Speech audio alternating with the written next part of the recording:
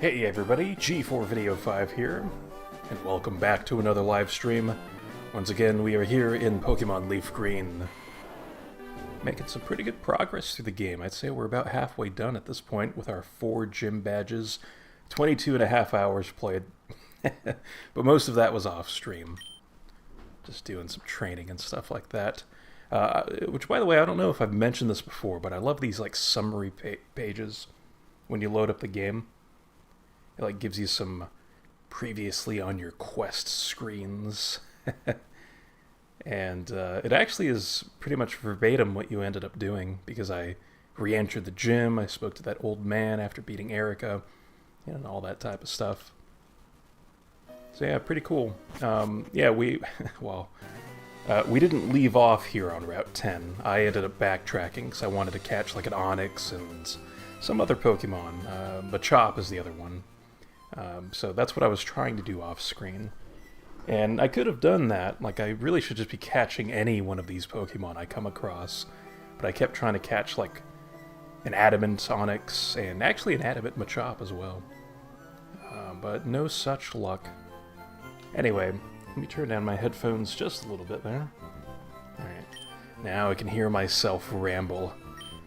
So before moving forward in our adventure, I do want to do a few things. So we have access to Great Balls now, which is great, but I don't quite want to get those. But we might not have any choice. I want to sell off any items that we don't need. I guess it's really just the X speed. The X sneed, as some might say. But besides that, yeah, we can't purchase Pokeballs anymore. We have to backtrack even further to get some Pokeballs. Which is too bad, because I'm one of those types of people that really enjoys catching Pokemon and just Pokeballs. So we'll see what happens as we move forward on Route 12 now. And yeah, I really should have done all this before the stream, but it really doesn't matter too much. But I need to recollect my party from the PC. So let's grab them now. Alright, I like you, Spearow, but you're going to have to go back in the box there. And we will withdraw the champs. I guess one of these Meowth are going to have to go. Let's take this one out, because this one does not have cut. Actually, I think there's a withdraw option. I'm going to tap on that. Yeah, there we go.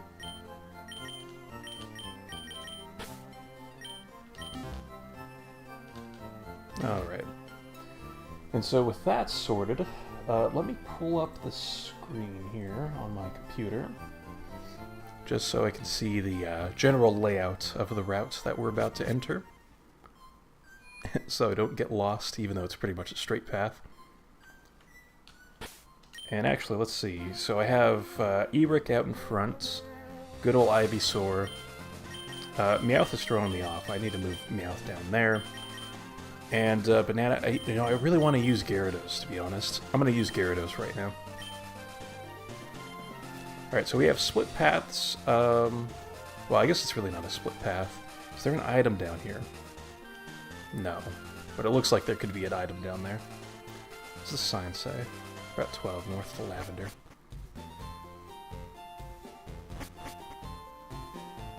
Okay. Oh, that's actually really sweet. This person's Pokemon's ashes are stored in the Pokemon Tower. You can have this TM, you don't need it anymore. Okay. TM27, isn't that Return? Yeah, that's a move called Return. If you treat your Pokemon good, it will return your love by working its hardest in battle. Very nice. Oh, and she moves. Oh, look at that. Mirroring my moves and taking my seat. Jeez. Alright. You know, just out of curiosity, I'm going to speak to this guard, too. Normally I don't speak to everybody, but there's a lookout spot upstairs. The view is magnificent. Oh, is this one of those games where you're able to look at the binoculars and stuff? Okay, well... I thought it was going to show us like a little image, kind of like how it does whenever we enter dungeons, you know. But I guess that's not quite the case here. but that's fine. Alright. Again, more bridges that make me think that there are items to be found. Invisible items, that is.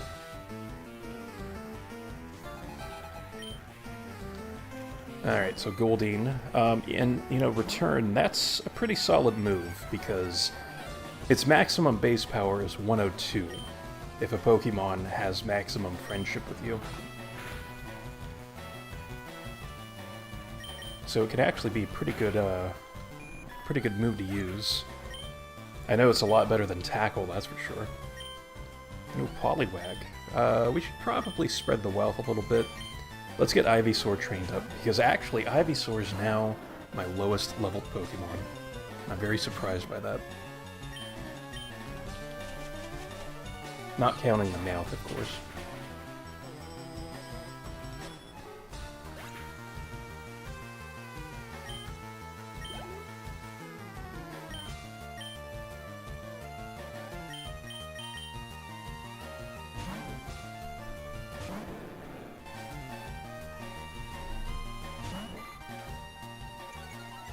Okay.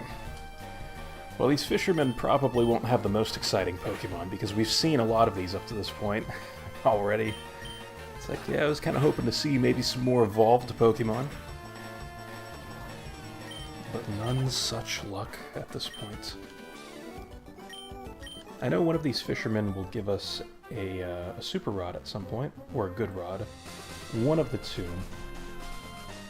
So we'll have to engage with some of these fishermen. Let's see. Let me get Ivysaur back in front.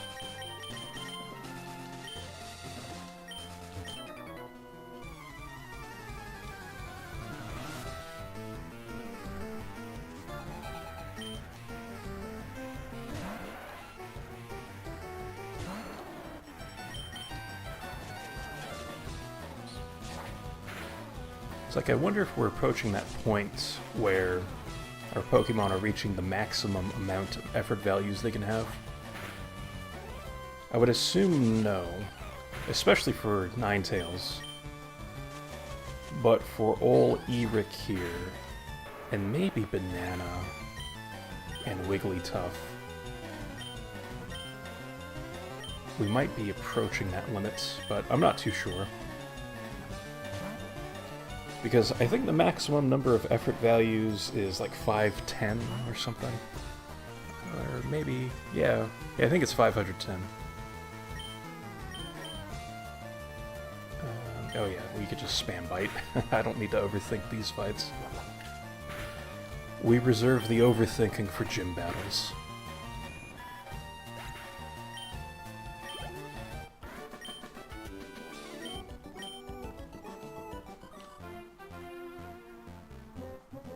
More hidden items, maybe?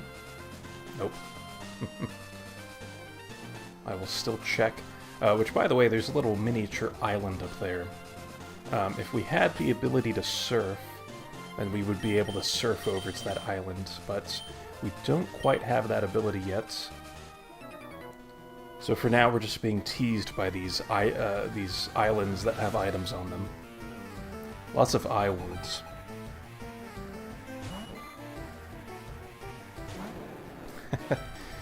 Which reminds me, there's this account that just like passed by the TikTok live stream, because of course TikTok's creepy and lets me see this information.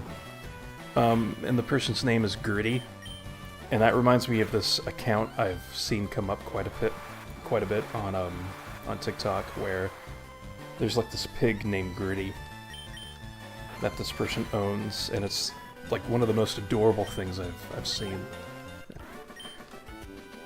Like, I never thought a pig could be so cute.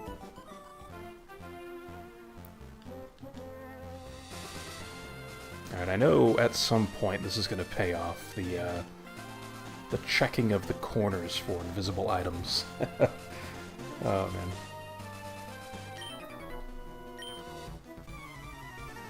It's like, I'm surprised all of these fishermen are pretty much battling us. I would assume that at least maybe one or two of them would have some flavor text. But I guess not.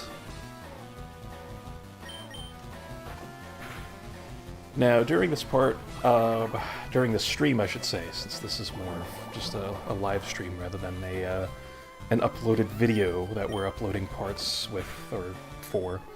But anyway, yeah, the plan of action here is to explore some of these side areas that the Snorlax have been blocking, and Shelter. That would be good for Ivysaur. But yeah, we'll be exploring the side areas, which, by the way, that was my chair rubbing up against my desk, that little squeaking noise. But anyway, we'll be exploring side areas in between the two Snorlax, which I think involves fighting Koga as well. So we should be getting our 5th gym badge today, which will be really nice.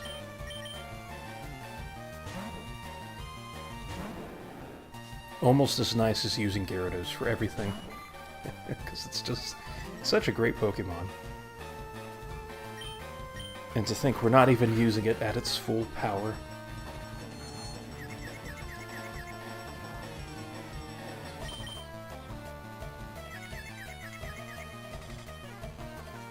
Ah, of course. Interesting, still seeing Water Spout being used. Or Water Sport, I should say. Water Spout. I think that's a move that Wailmer can learn. And Wailord, for that matter. But yeah, Horsey, we'll swap out.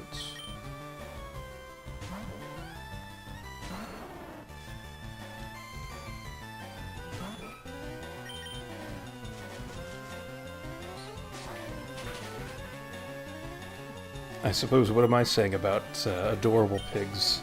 Because Lechonk exists. So even though I don't really favor the newer Pokemon games, I don't mind the design so much. It's like I'm actually pretty open to the designs of new Pokemon. Oh. Okay. We have young couple, Gia and Jess. Interesting. I saw it here on the wiki too. Alright, level 24 of these. It's like, I guess none of these people really have, you know, evolved Pokemon quite yet. I guess no matter what, this is probably not great for Banana. Yo, Helping Hand, nice. It's actually being used very, very well here by the female Nidoran. But a good old flamethrower to the face takes care of that. So I'm sure whatever it was planning on using wouldn't have done much damage anyway, even after the Helping Hand.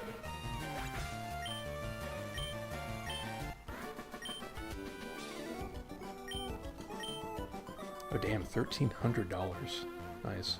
What does she have to say? Jess, you silly, you ruined this. Oh yeah, of course. Alright, so this is the Snorlax. So I need to have Ivysaur out. Because Ivysaur is going to be the key to victory. Now, we only have like 20 Pokeballs in total. Yeah, 17 and then 3 Great Balls. So this probably won't go very well. But thankfully there are 2 Snorlax, and I'll try to catch this one. Yeah, let's use the Pokeflute.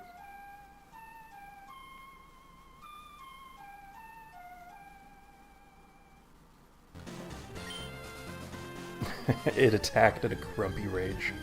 Lovely. Alright, so this behemoth of a Pokemon should go down with a Sleep Powder, I'd say. Try to spam Sleep Powder as much as possible. Oh, but it has a Chesto Berry, I'm assuming? Yeah. And it has Rest, which is really annoying. Interesting. And, of course, Razor Leaf misses. Ooh. It has Snore. Okay. Yeah, this is going to be a bit tough. Especially when it's doing that much damage. You know, there is a second Snorlax in this game. So I will seed this thing, or try to. Now it has Yawn, oh jeez. Actually, you know what? What we could do is Intimidate spam this thing, so its headbutt move doesn't do that much damage to us.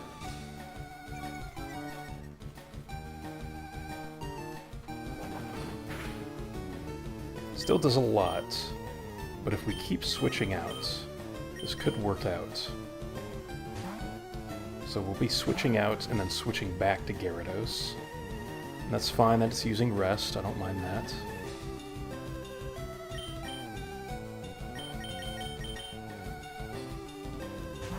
Because Snore won't do as much damage as Headbutt anyway.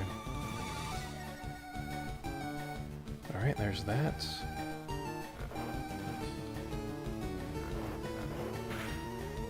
Yeah, that only did 11 damage, so that's fine. Go back to Sand Slash. It really doesn't matter who we're switching out to, but I just want to get some Intimidates off onto Snorlax, especially since we have the opportunity to do so.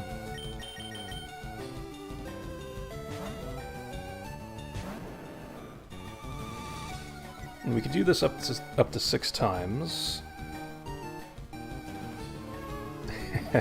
And I thought I was going to use Rest again, but this is fine too since we're switching out so much. So we've done it 3 times now. I think one more time and then we'll try weakening it.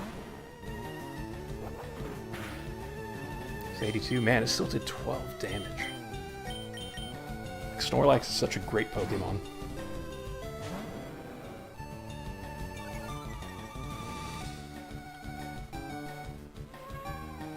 As it yawns, spams on us.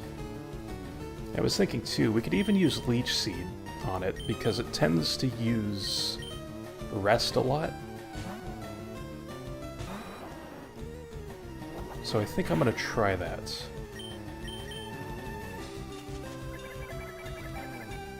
And again, even if this thing does end up getting knocked out, we'll be okay. Because there is a second Snorlax in this game.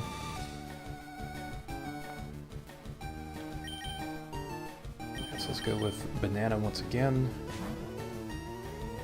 Because I think this is now 5 Intimidates.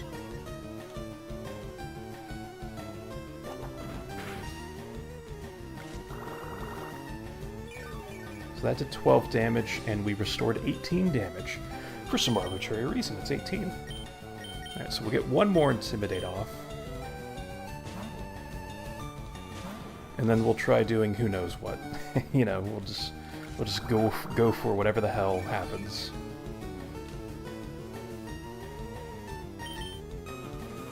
Alright, final Intimidate.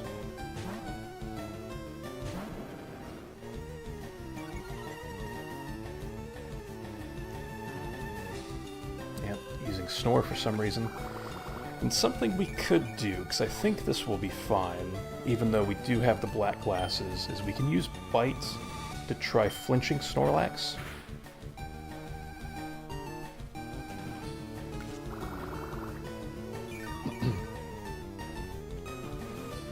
And it's going to be a little heartbreaking when it inevitably uses Rest again to heal itself. Alright, so there's the flinch. And actually, if it ends up not using Rest, then we're kind of screwed at this point, because I think Leech Seed will knock it out, but that's fine.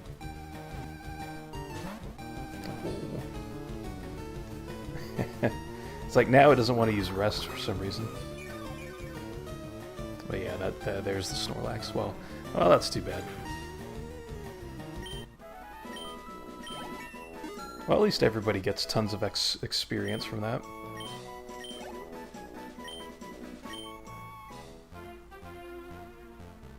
Snorlax calmed down, gave a huge yawn, and returned to the mountains. Ah, yes. Interesting. No leftovers.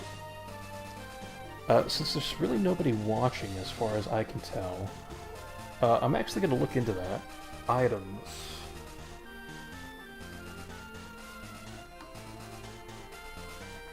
So I want to know the location of leftovers. So let's see. So I'm actually surprised it didn't have leftovers on it at this point. But Route 12, which is this route... Where are those leftovers at?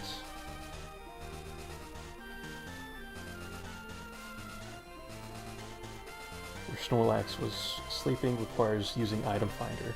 Okay, so you actually have to use the Item Finder then. Oh, well, that's pretty cool. So we'll come back to this spot then later. But anyway, this allows us to go back to Route 11, which will lead us to Vermilion City. But we don't quite want to go there. I'd say we would want to continue moving forward. And yeah, this is the Fishing Guru's younger brother. We'll say yes, we do like to fish. Well, actually, you know what? Since no one's watching, again, as far as I can tell, what I'm going to do is actually reset. Let's go ahead and reset. We'll try our hand again at the Snorlax. Because it actually kind of pains me that it wandered back to the mountains. We'll give this one more go. Again, we'll try the Leech Seed strategy. Well, actually, no. We'll do the Intimidate stuff again. Good old Intimidate strats.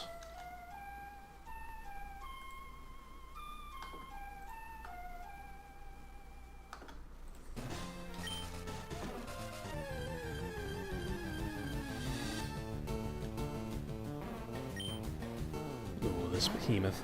Maybe this entire stream will be spent trying to capture Snorlax. Oh gosh. Alright, so I won't switch to Ivysaur because it's actually a bit weaker defensively than something like Sandslash. I'm guessing. But I think that would be a pretty educated guess, to be honest. Alright. So back to Banana.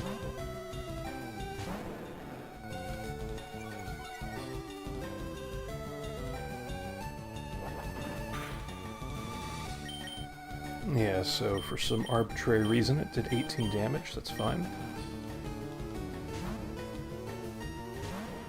Also, I'm going to get a sip of my water during this intense fight. As I switch back to Gyarados, this is number 3.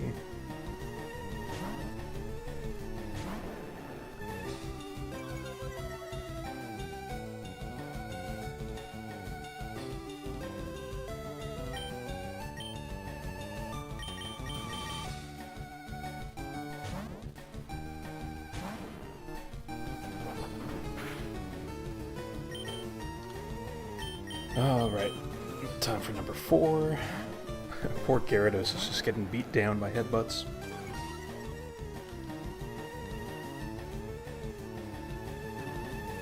Now I think that's number 3 in the way of rests. So we have 7 more from Snorlax. And I'm very surprised it didn't lean into using any of them last time, when it was actually low on health. I've lost count. I think this is 5 for Gyarados. I suppose it doesn't matter much since I'm gonna switch out anyway. Getting that yawn attack to the face.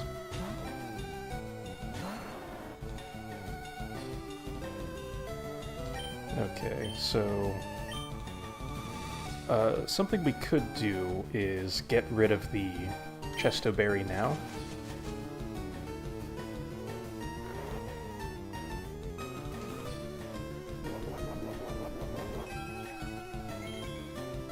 So now the next time it falls asleep, it won't be able to wake itself up.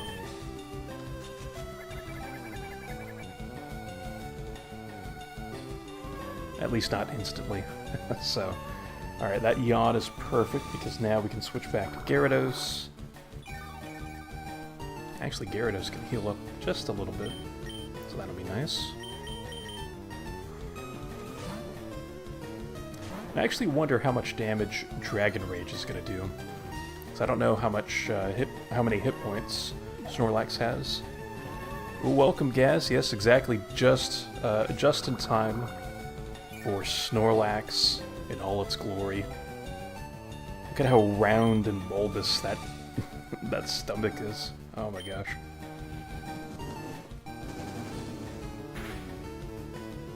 Alright, so that did about a quarter, I'd say. And foolishly, I wasn't paying attention. I just got yawned, so I guess that's fine. No, that's not fine, actually, because I want to preferably put Snorlax to sleep. This is exactly Big Sexy. Oh man, it's just spamming yawn on us. Alright. I kind of wish it would go to sleep, though. That would be really great.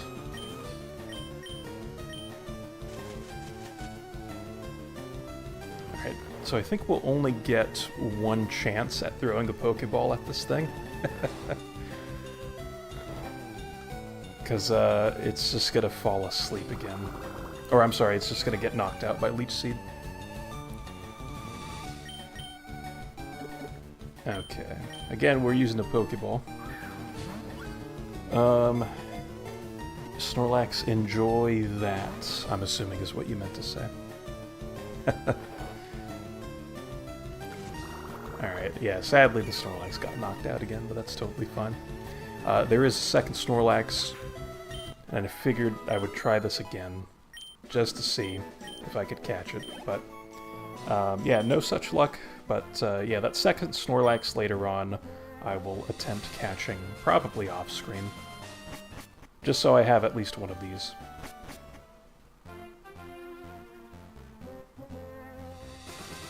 And even then, it's not a big deal if I don't catch it, but yeah, Snorlax is probably one of the best Pokemon in the game, I would say. Just very, very powerful. But yeah, since we're here, I'm going to heal up and then purchase a few more Pokeballs, actually. I think that would be good.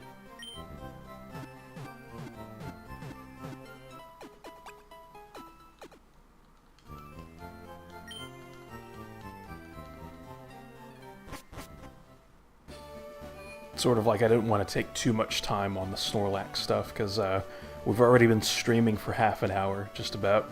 And it's like, yeah, I've spent pretty much all that time fighting Snorlax. So I think it's best if I continue on. But anyway, Gaz, I hope you're doing well.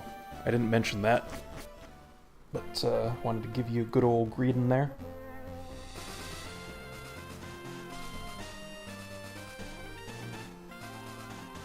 But alright. Moving forward, we'll come back to that spot actually once we have the item finder. But inside this house is the fishing guru's younger brother, apparently. Yes, we like to fish, and by saying yes to him, we receive these super rods. So there is no good rod in this game, I guess. That's good to hear, Gaz. Yeah, I'm doing alright. I do feel a bit of a headache lingering a little bit. This guy wants to see a gigantic Magikarp. Interesting. But yeah, with that being said, yeah, I'm still doing good though. It's not that big of a deal.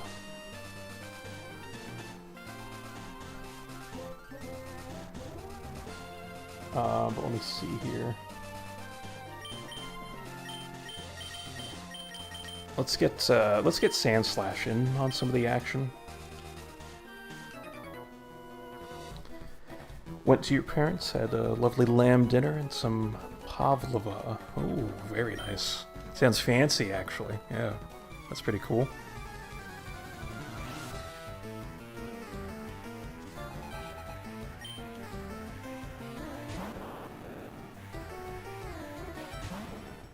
I myself will have some delicious rice and chicken later. That'll be on the menu for me. Alright, so we get a very nice thing that happened there with Voltorb just taking itself out. I mean, I think we would have been fine, but you know, if it wants to be the one to take itself out, then that's fantastic.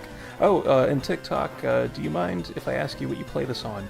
So I'm currently playing my LeafGreen cartridge on my analog pocket, and the analog pocket has a docking station that I can hook up to my TV and to my capture card.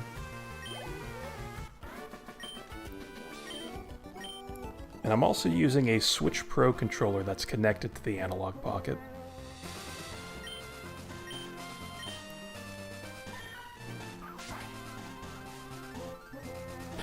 Let's see. I'm very curious what's behind that bush there. It's like, what could be so important that we have this camper guarding it? But yeah. And also, I should point out too that this kind of looks like an emulator, but the analog pocket has like some filter settings, so you can change how like pixelated or how smooth you want the graphics to be. So it's pretty nice in that regard. Oh, not as nice as the poison point though. That's pretty mean. Oh, Nidorino. Nice. Finally seeing some more evolved Pokemon, like with the Electrode, and now with this thing. I'm afraid the only way I'm going to be able to play is on emulator or fake cartridge. Yeah, that's fair enough, because these games are getting more and more difficult to find. So I don't blame you if you do whip out an emulator on your computer. Or even on your phone, actually. I love that these days. How emulators have gotten to the point where you can even play on your phone. It's really nice.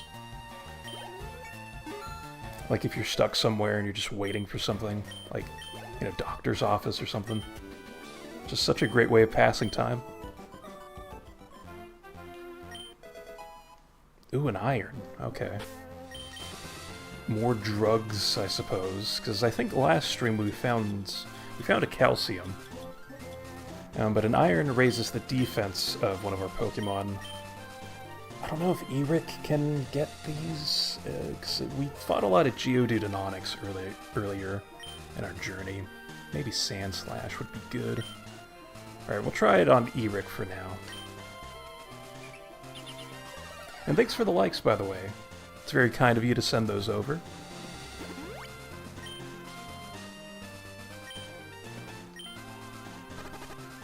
Oh yeah, we're poisoned. I forgot about that. I'm a bit too lazy to go back to Viridian City, or Vermilion City, I should say. So let's use an antidote. Ah, poor Sandslash.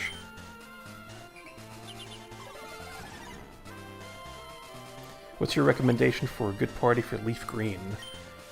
I would say go with your favorite starter, because I love Bulbasaur, Squirtle, and Charmander. They all have their uses. You really can't go wrong with any of them, although I think that Bulbasaur and Squirtle might be more useful. But any of the starters will do just fine. I love Nidoking, so if you can find a Nidoran male, that would be fantastic. If you're playing on LeafGreen, there's only a 1% chance of finding a Nidoran male, but if you do find one, it's very good. I really like using those. The Eevee that you obtain is awesome, regardless of what you evolve it into. Even Flareon can be good, so I think a lot of people bash Flareon, and it's really undeserved for single player, because Flareon can learn Shadow Ball in this generation, and any generation, but in this generation specifically, it's a physical move, so it uses Flareon's attack stat. And it is so nice when fighting against ghost types. But any of the evolutions are fine. Like I said, Nidoking, starter, so that gives you 3 more spots. I'm weird, and I really like Butterfree, because it has Compound Eyes as its ability. And so you can spam Sleep Powder on things using Butterfree. You said Vaporeon is one of your faves, but Shadow Ball would be nice to have as Flareon. Exactly. Because actually Vaporeon's also pretty nice. If you wait until level 30 to evolve your Eevee into Vaporeon, you get Bites. And then of course you can teach Vaporeon Surf and Ice Beam. So it's just a fantastic Pokemon too. And oh, rare candy, nice. I kind of figured there was something back here, if they're gonna make you cut down a tree. Oh, Venonat, we can catch that. And during this playthrough, I'm just kind of trying out some Pokemon that I never really use, like Sandslash, Ninetales, and Wigglytuff. And I guess Bulbasaur and Magikarp. I don't really use all that much. I don't remember ever really using them in this game, but I've actually really liked Sandslash. Sandslash has been awesome. But let me see. Okay, so since we found Venonat, I'm going to catch this thing because I haven't caught one before. There's, of course, Abra, which is really nice, even if you can't trade it when it's a Kadabra. It's still quite powerful, and a really nice Psychic-type attacker. Especially for all the poison types in this game, it really pays off to have a Psychic-type. And I think we'll just tackle this thing, and we'll be okay. Yeah, that's not doing much damage.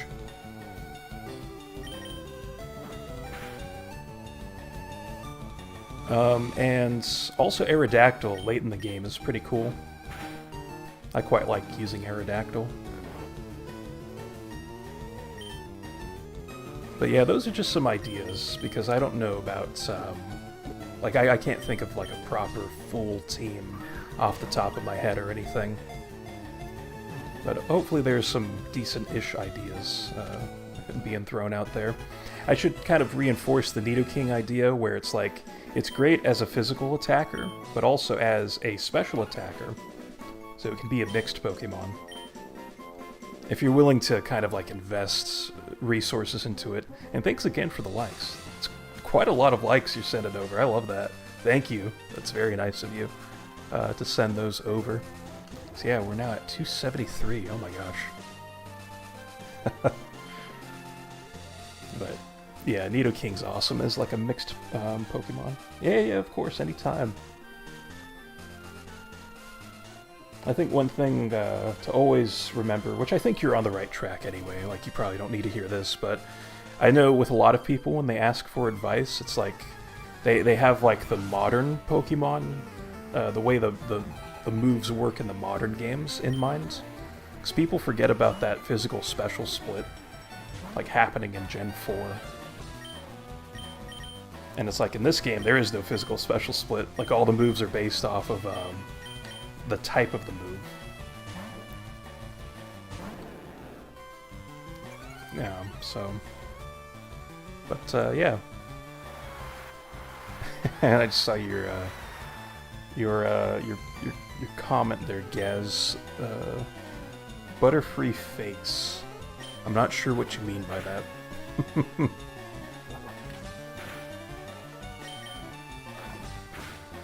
But yeah, I like Butterfree, because I mentioned the sleep powder thing with Compound Eyes being its ability, which increases its accuracy of its moves. There's this move tutor that can teach Pokemon Nightmare. Or, no, Dream Eater. Nightmare is a Darkrai thing. And thank you for the follow, by the way, over on TikTok. But Butterfree with Sleep Powder and Dream Eater is also pretty fun to use. Just putting things to sleep and then having this powerful Psychic-type move. It's like 100 base power. And you're able to heal yourself, you know? It's just fantastic. It's interesting we saw Rain Dance there. I think that's the first time we've seen that so far.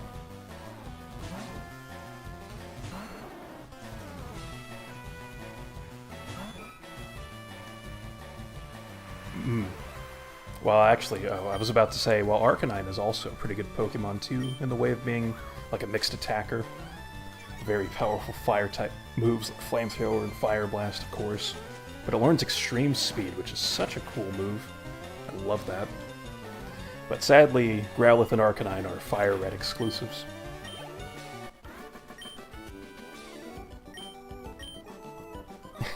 And I see the message retracted there. The face on Venonat. Oh, I see. Venonat looks like, Venonat looks like Butterfree, yes. I see what you mean now, Gaz. Yeah. It's those, like, bulbous eyes with the, like, dots on them. Oh my gosh. It's like I'm laughing because I was like trying to decipher what was being said there. But that makes sense. Oh, Pidgeotto, nice. Finally seeing some more advanced Pokemon. Let's actually break out Wigglytuff. We haven't used Wigglytuff in a while. See, Wigglytuff has actually been surprisingly fun to use, because it's fairly weak outside of its hit point stat. But Rollout and Defense Curl, using Whitney's strats from Gen 2, hasn't been half bad. We've actually won quite a few fights with that strategy. And it's funny because this Wigglytuff is modded, so its attack stats especially low. Because I wanted Wigglytuff to use special attacks with, like Ice Beam and Thunderbolt.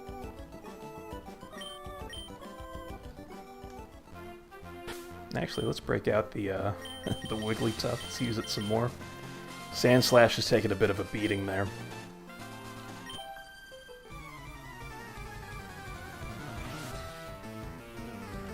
But yeah, Wigglytuff's been fun. That's the thing I love about Pokemon games, is that you can pretty much use any Pokemon and have some form of success. Like, there's usually something in the way of a strategy that you can use with pretty much any Pokemon. I think the only thing I could think of that would give me some problems would be something like a Love Disc in Gen 3. Like that, I don't know. That one would be tough.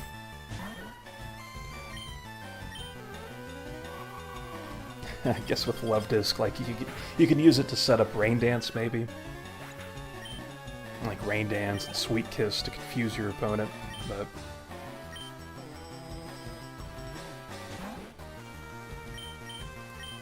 Oh, I forgot I don't have Pound anymore. I didn't mean to pick Rollout there, as it misses.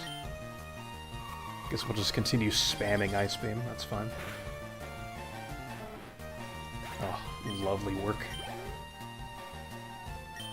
It's actually one of the staples I tend to use in this game, and in Fire Red, is Clefable, which does the job of Wigglytuff a bit more effectively, because its stats are a bit better offensively. But I think it's good to give some appreciation to the worse Pokemon, because they can still be fun to use too. And actually, speaking of Gen 3, I'd like to play through Gen 3 with Delcatty and maybe a Volbeat or something, you know? And I forgot what this person said they're sending out. I just got distracted. Yeah, that's perfect. Use Brick Break. But yeah, I think that'd be fun.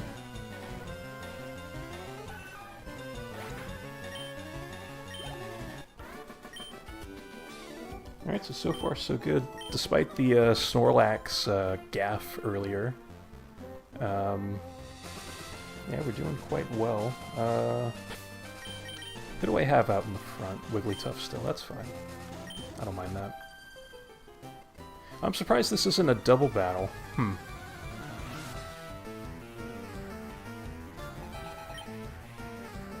An old Rishlappa. But yeah, no need to really overthink these. I think with the PP ups that we've been getting, which sounds very strange out of context, I wouldn't mind using that on Wigglytuff's Ice Beam. Because we've only used Wigglytuff for a few battles, and Ice Beam's already close to being out of PP. And I really don't want to go back to a Pokemon Center. So I think this could be something that I end up doing pretty soon here. Well, I mean, I don't want to get all graphic, Gaz.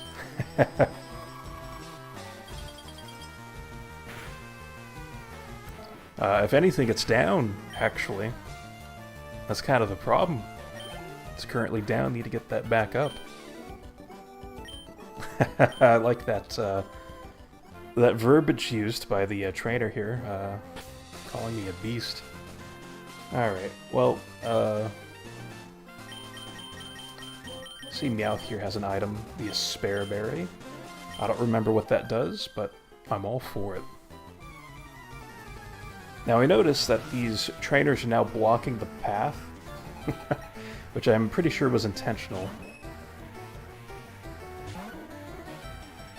So we'll have to go around them. Yeah, interesting yeah, exactly right. There's some very interesting dialogue at times.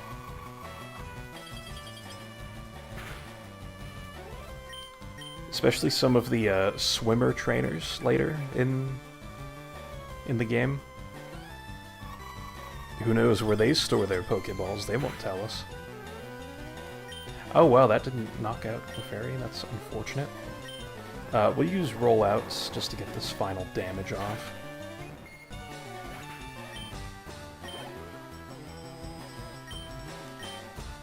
But I don't want to keep Wigglytuff in there, so we'll switch to Ivysaur.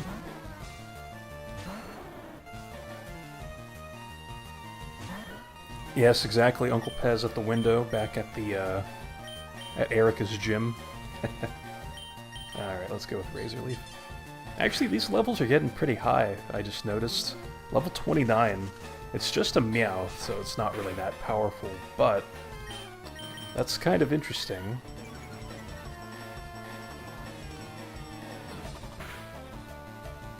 Yeah, because that tackle didn't knock it out.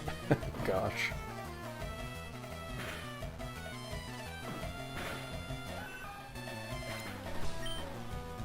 Alright, I think we'll continue rolling now with Ivysaur. Hopefully get it trained up a little bit more. Oh, and Meowth has another item. Nice. The Duranberry. Nice.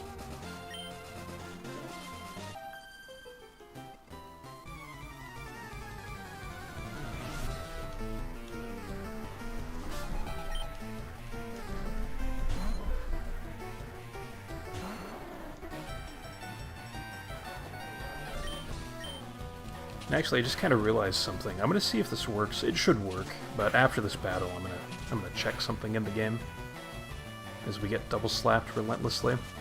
I guess that's the thing about Bulbasaur, is that it is a bit slow, and I guess Blastoise would also, like, or the Squirtle line would fall into that category too, being a bit slow. But that is one disadvantage, I would say. And nice, double slaps just hitting 5 times. You love to see it.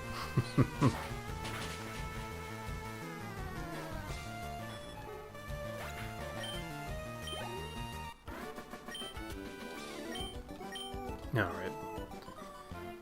So you know how these two are blocking the path? If I leave the route and then come back to it, they should be back in their original positions. So we're back in Route 12, and then Route 13. So yeah, they're back in their... Oh, well, actually, you can't pass them anyway. Okay. Interesting. Very interesting. I wonder if they would have moved all the way down here and battled us. Well, that is unfortunate, but it's not a big deal. Alright. We will continue forward. Because it's not like it matters that much anyway. I would have gone around and explored, done all that. Now I know that this won't be very effective on Pidgey. You know what, I'm not going to risk it. I was going to be like, yeah, I'm just going to use Razor Leaf, that's fine. But I really shouldn't at this point. I should switch out.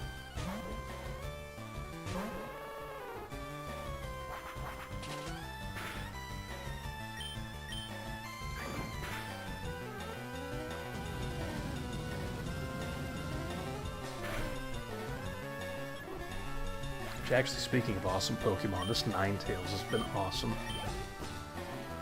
Even with its low individual values. Based off that calculation I did when I caught this thing.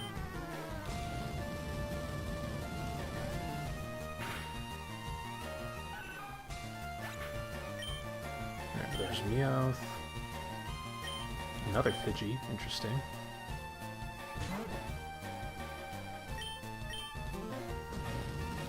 Ooh, welcome the Mook. Hope you're doing well today.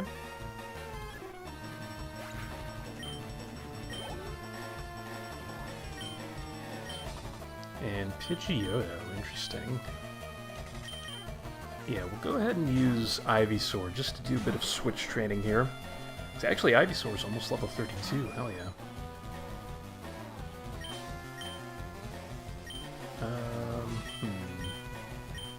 I guess we'll go with Wigglytuff, because it has Ice Beam and Rollout, but only one Ice Beam left. And I'm not sure how close we are to the next town. We're probably pretty close, if I had to guess.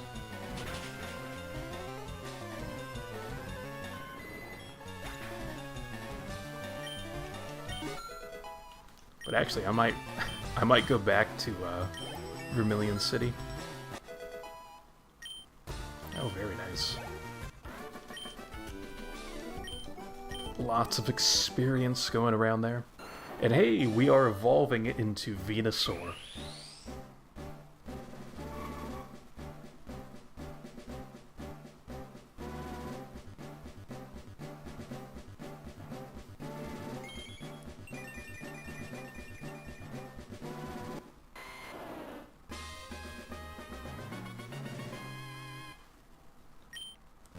Oh, lovely. That is so cool. I thought Ivysaur was a level 36 evolution.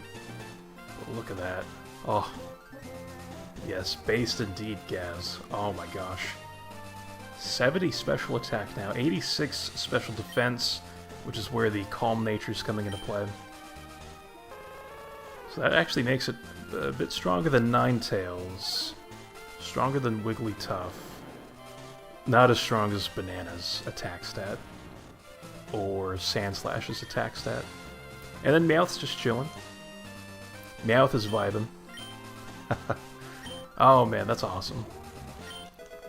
And there's the PP up. Nice. That's what, our 5th one now, I think? Let's see. Oh, our 4th one. Well, still, that's quite a few PP ups. Oh my gosh. But yeah, the big old grass toad, hell yeah. Oh, I'm so happy with that. Oh, I love that. Alright. Well, like I said, I'm going back to the Pokemon Center because we're out of Ice Beams now. And some of our Pokemon have taken a bit of damage, so I'd like to kind of rectify that.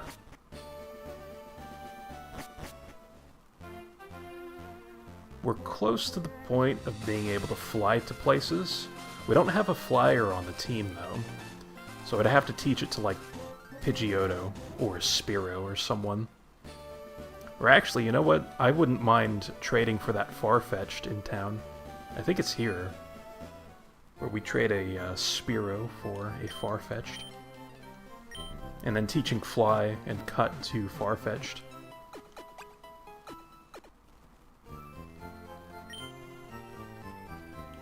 Yeah, exactly. The boys and gals getting healed now. Oh my gosh. I'm just so happy we got that massive beast, Venusaur. Oh, love that.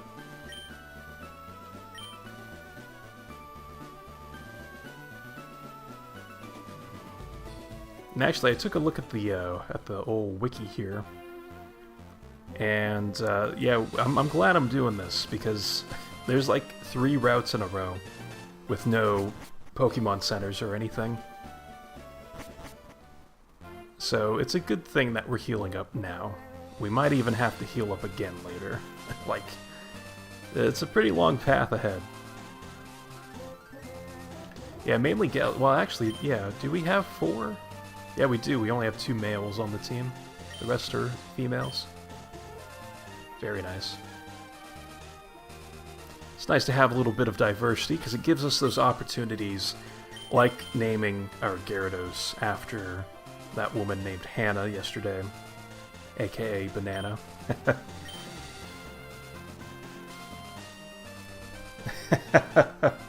Sadly, no L. We did not catch Big Gaz. Big Gaz got knocked out and then ran away to the mountains. But, it's like there's that second Gyarados in the game, so it's like, yeah, I think we'll be okay. We can catch that one. Because I tried twice, but I just ended up knocking out the Snorlax, sadly. Yeah, we knocked out Big Gaz instead of catching him. Poor guy. Alright, I suspect there's another hidden item down here, but I guess not. Now, sadly, we don't have the item finder. It's apparently... Oh, look at that Venusaur sprite. Oh, that's awesome. Oh, that's sick. Very, very pleased. I'll eventually stop being, you know, horny about that. But, you know what? I should probably take out this Pidgeotto. It's level 29. Well, I don't really have a way of doing that with Venusaur. But anyway, what the hell was I saying? I don't even remember at this point. I'm just all over the place, excited and thrilled. But we should... Man, I wish I had the experience share, honestly. Because I would still like Venusaur to get some more experience. But I think I'm going to switch back to Wigglytuff. Give it some time to shine. Since it wasn't able to really do much against Erica. Let's see. Fun fact, you've only ever found one shiny in Fire Red and Leaf Green, a Diglett. Oh, that's pretty cool. Diglett's cool. Yeah, exactly, because it has that blue nose.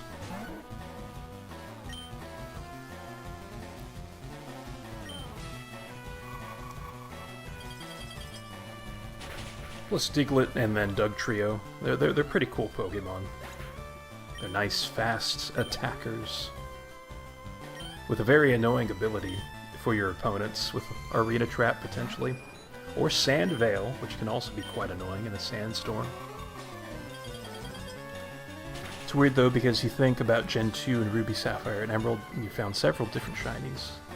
Yeah, that's right. Such as the Abra, or was it the Zubat on the plane? Or was it both of them? I don't remember. And I also don't remember what the game told me was being sent out next. I have a bad habit of that happening. Abra was on the plane, that's right. Because it was like especially exciting because Abra can teleport away. Yeah, the Golbat on Victory Road, that's right. Okay. That makes sense.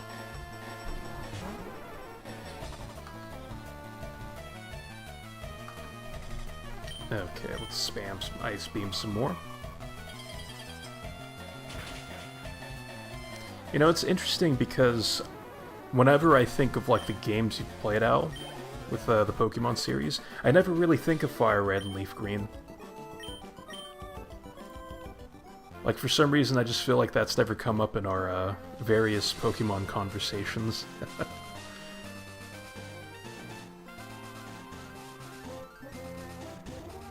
Alright, we explored back there, so we have this path up here. With this guy staring menacingly at us. So I'm gonna switch again. Let's go with Sand Slash. Actually, no, let's go with Ninetales. I want to use some flamethrowers. Let off some steam this way. Yeah, actually, yeah, exactly. I've never seen you play it. Yeah. Because I've seen you play Emerald quite a few times, as well as Emerald Legacy.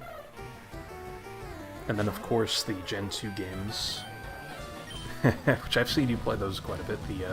Well, actually, no, it's Yellow Legacy and Crystal Legacy that I mostly remember seeing you play quite vividly. And again, I forgot what exactly was being sent out. I think this guy's just a bird trainer. Yeah, just a bunch of Pidgey. But yes, you played it quite a lot when it came out. Yes, yeah, exactly. So I remember when those ROM hacks came out. You said Gaz associates Al with Gen 2. Yes. And oh, welcome Scott, 2025 WR. Yes, a Bulbasaur player. Yes, yes. This is my first time I've used a Bulbasaur in a Gen 3 run. And Bulbasaur's been a lot of fun to use. I think even more fun than Charmander and Squirtle, to be honest, because of its poison typing, and the ability to use Sleep Powder, and Leech Seed for that matter. It's just very tanky, but yes, exactly. Welcome, Scott. Hope you're doing well.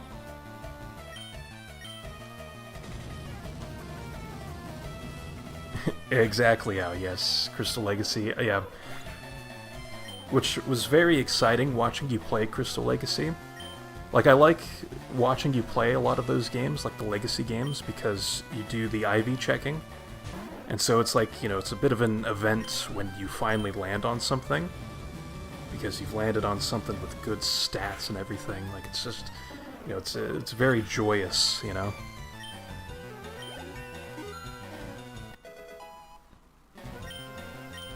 But you prefer Charmander because of Metal Claw. Yes, that's actually something really nice in this game, where they gave it Metal Claw, so it can actually compete against Brock.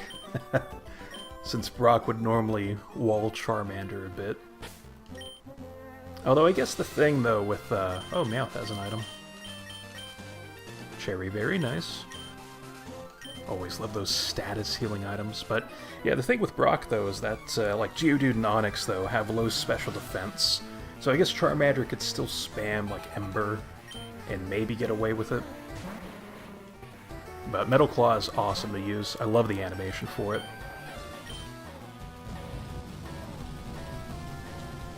So this guy actually has coughing. Interesting. Haven't seen poison types in a while.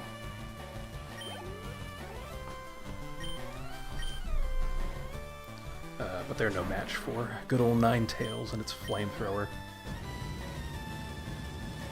I forget if I expanded on this point earlier, but I do like Ninetales and just the work it's put in up to this point. Like, it completely swept Erica, which makes sense because it's a fire type. But that safeguard strategy was especially nice. So I'm looking forward to using it against Koga. So we should be fighting Koga today. Within the next hour or so. Because I think we are about halfway done with these routes. I think there's still a bit of a ways to go.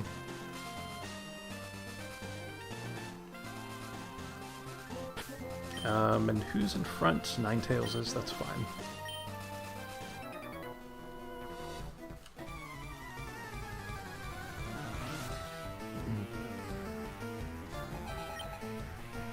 Alright, good old Pidgey. I will say one downside about Ninetales is that it only has Flamethrower as its attacking move. So we should probably use some PP ups on Flamethrower. Much like how we should use some PP ups on Ice Beam for Wigglytuff.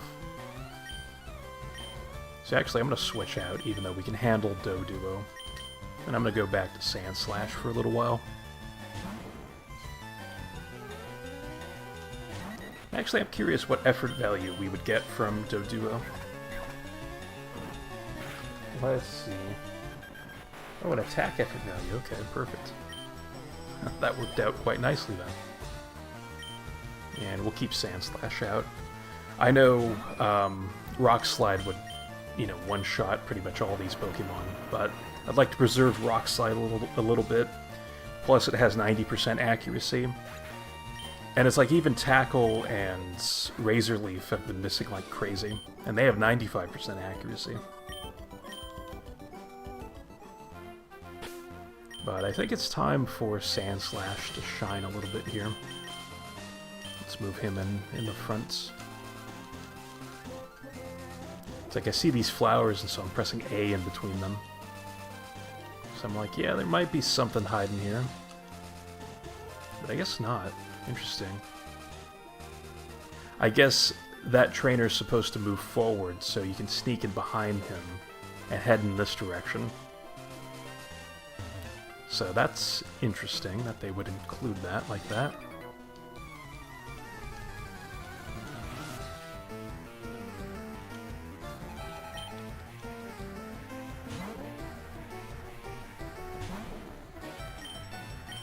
But I do notice we've been seeing a lot more like bird catchers and bird trainers on this route and the previous route.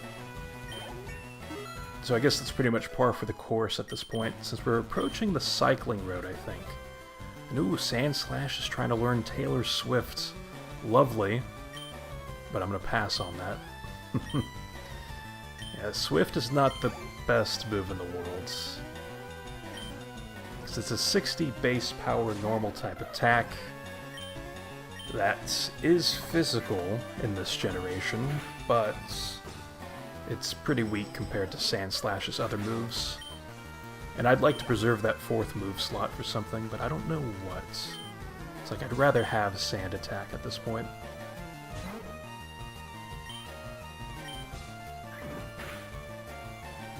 Even though we really haven't used Sand Attack all that much. And damned members by the looks of it. What do you mean by that, Gaz?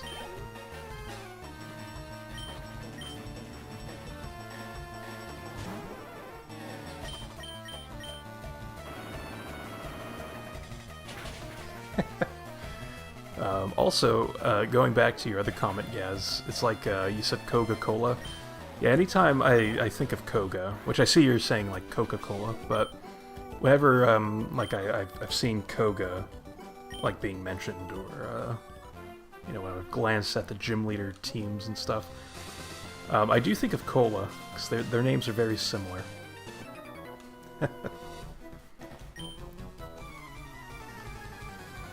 The bikers. So damn members by the looks of it. The bikers. Like they're gang members, I guess?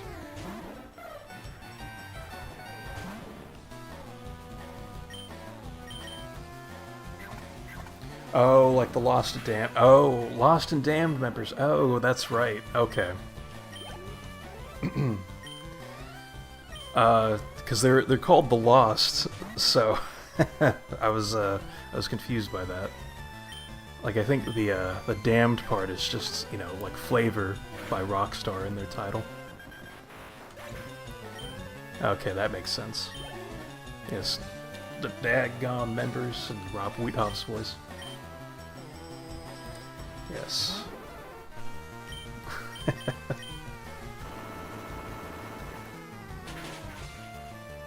Yeah, and we'll see some more dudes on motorcycles, actually. Card games on motorcycles. No Pokemon battles on motorcycles.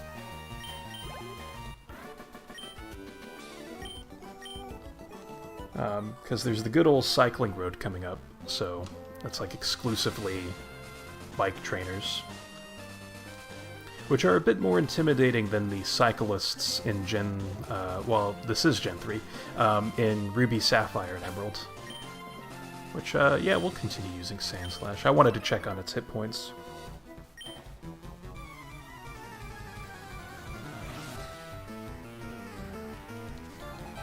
But alright, we're making pretty good progress here. So we now have a Pidgeotto. So cool.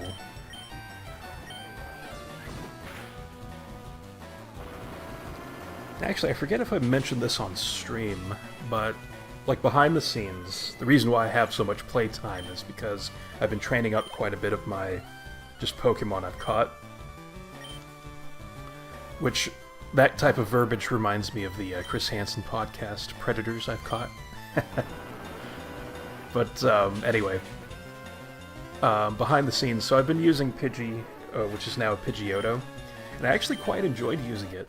Like, even though I'm mostly just, like, fighting trainers again, using the Versus Seeker, it's actually pretty enjoyable to use. So maybe in the future I wouldn't mind using one on my team, or something.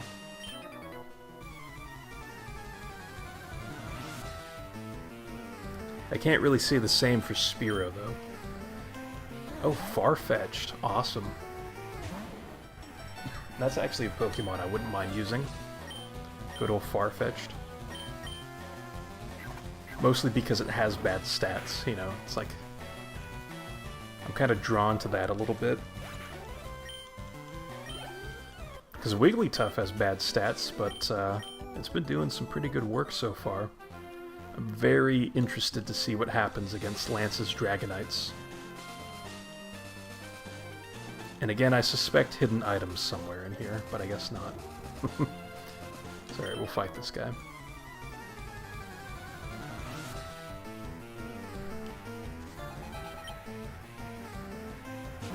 Oh, thanks for the likes, Jay. It's nice of you to send those over. Over on the TikTok side of things. Hope you're doing well, Jay. Because I feel like I've seen your name before.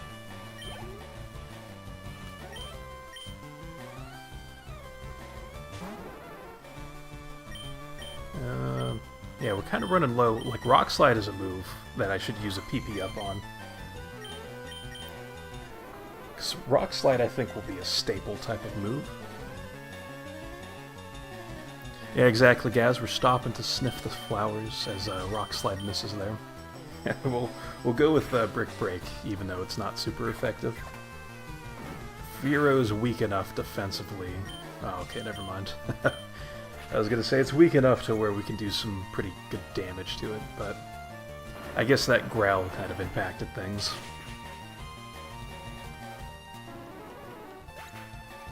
And alright, that takes care of that. Damn, level 35 with Sand Slash. Who would have thought that this would be my highest team member? Well, apparently this person knew it. They said I knew it.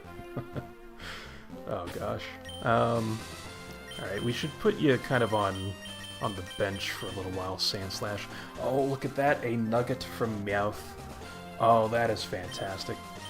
So I would love to get enough money. We're kind of close to get the TM for Thunderbolts to teach the Wigglytuff, so it can be a Bolt Beam Master, where we would finally replace the Rollout Defense Curl strategy with Thunderbolt and Reflect. But still have a bit more progress to go there. Alright, let's get Gyarados back in front. Good old Banana. Yeah, exactly the Mook. Gotta kick some ass here.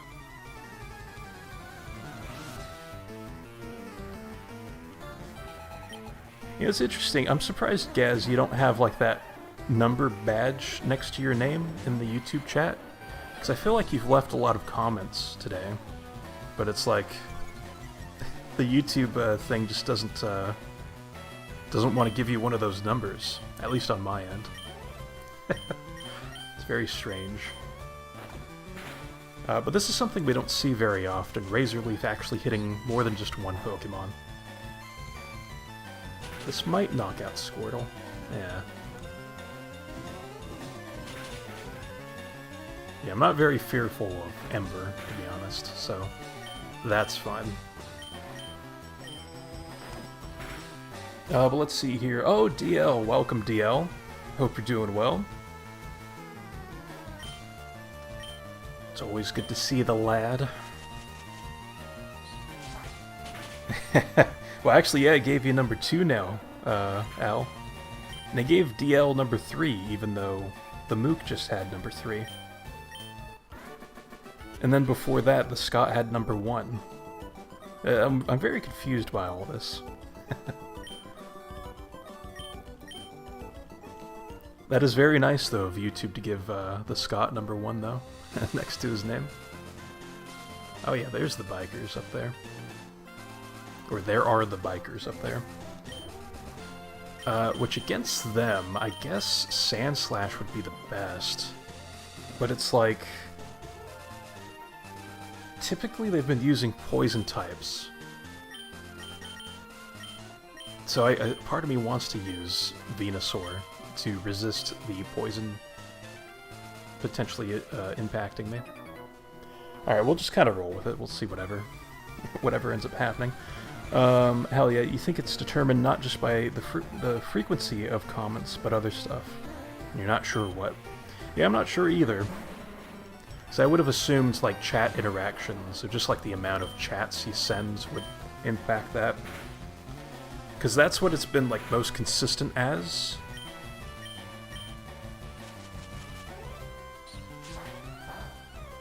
Like, from past streams and stuff, and yeah, I knew Razor Leaf would have been the way to go with this. But you were number 1. Yeah, you were, weren't you? Like, way earlier in the stream. Yeah, you were, like, when you first entered, you were number 1. But now that, like, other people have joined the stream, it's like, nope. You've had your fun, Gaz. Yep, he was number 1. Exactly. Alright, so we do have Muck. This is going to be interesting. 'Cause that darn smoke screen earlier. Alright, yeah, we should probably switch out. Let's go ahead and break out good old Sand Slash. We'll use Dig. Let's see. Help! Knock Lizard out. I should be the tier 1. Well, actually, you do have a number now, DL. You're number 3.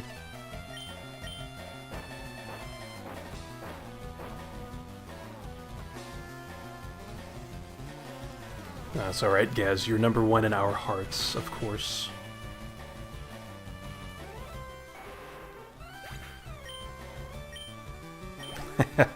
I do like Gaz's comment there, that he vaguely recognized the reference.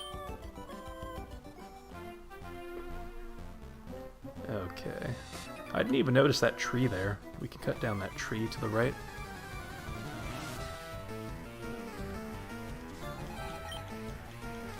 Yeah, more coughing. Interesting. Well, at least this time around, we'll just start with Razor Leaf. And hopefully avoid any smoke screens, but yeah, it's going to be tough.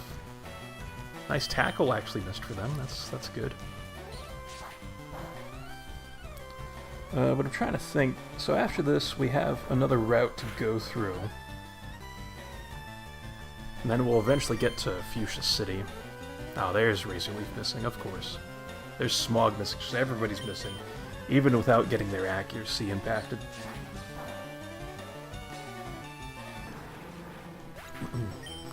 This is actually what I was telling someone on the TikTok side of things, where this person was asking about like team recommendations and stuff.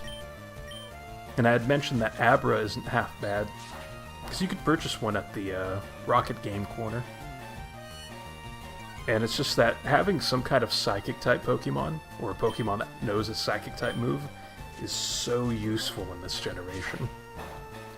Because you get these floating poison types like Coughing and Wheezing that aren't affected by Dig or any kind of ground type attack. So it's actually kind of tough to take them out.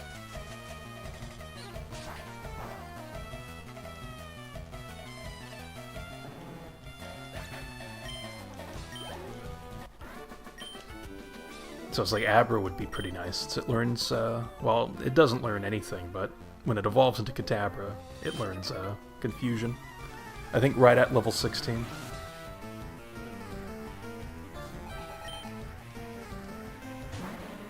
And I know that this is really dumb to be using Venusaur and Grass-type moves against Poison types, but I want Venusaur to get some experience at this point. And Razor Leaf is more effective than Tackle because Venusaur's attack stat isn't as high as its special attack stat. And I think Pokemon like Coughing are more physically defensive than special defensive.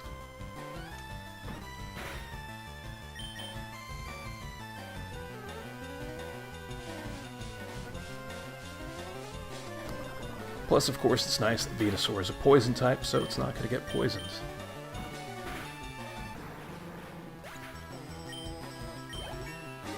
And there we go, nice level 33.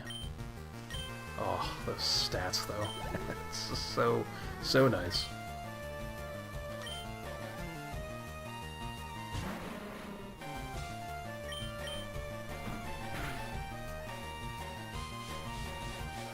It's like I noticed something, too. We're kind of running low on Razor Leaf PP. Although I wouldn't use a PP up on Razor Leaf. It's just not worth doing that.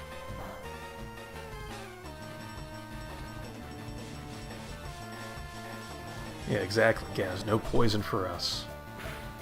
No poison for husband Eric.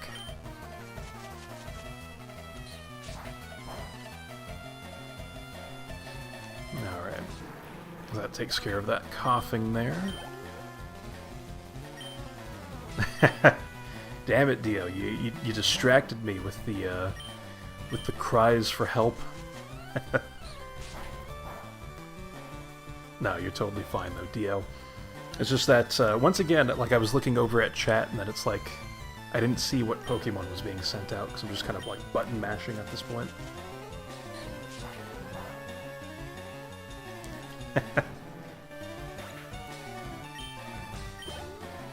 Alright, let's see. Another coughing.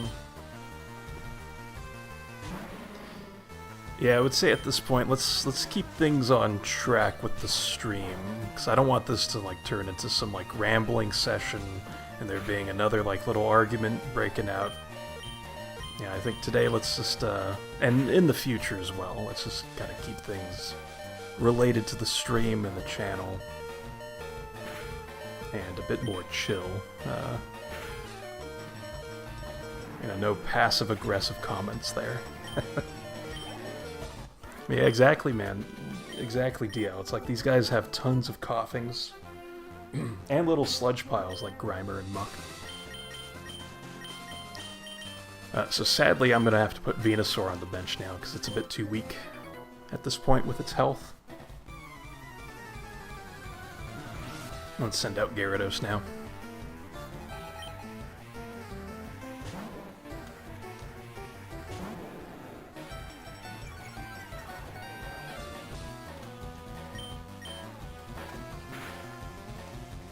Yeah, exactly. That actually happened about 30 minutes ago, I'd say, at this point, where Ivysaur evolved into Venusaur, so we got to see that play out.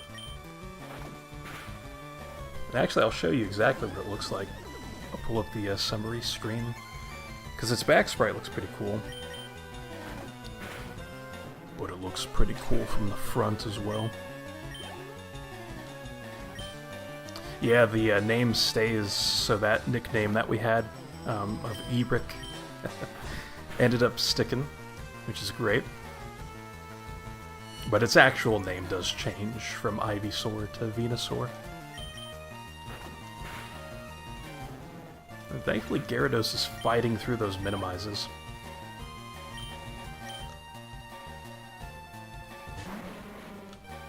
Actually, I could just show you right now. Don't have to wait until after the battle.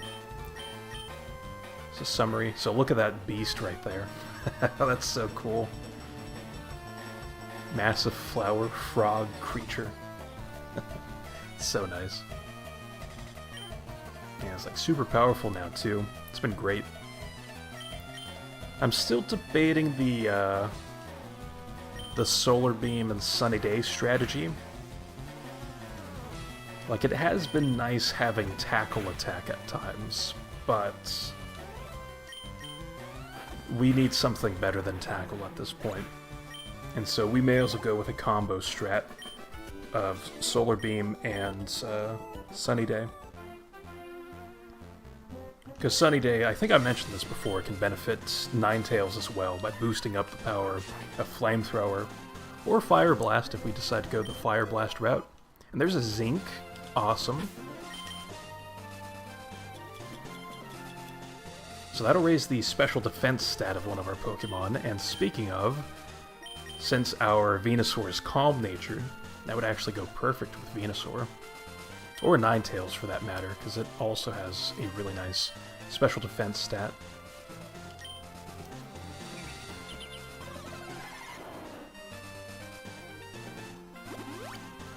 Yeah, coughing is pretty cool. Speaking of coughing, as I clear out my throat, sorry about that. It's just that during these streams, it's like my throat gets super dry and everything, because I'm not drinking water actively as I'm like speaking. But yeah, let me see here. Who do I have in the front? Banana, I guess, is fine. I kind of want to switch back to Ninetales, though.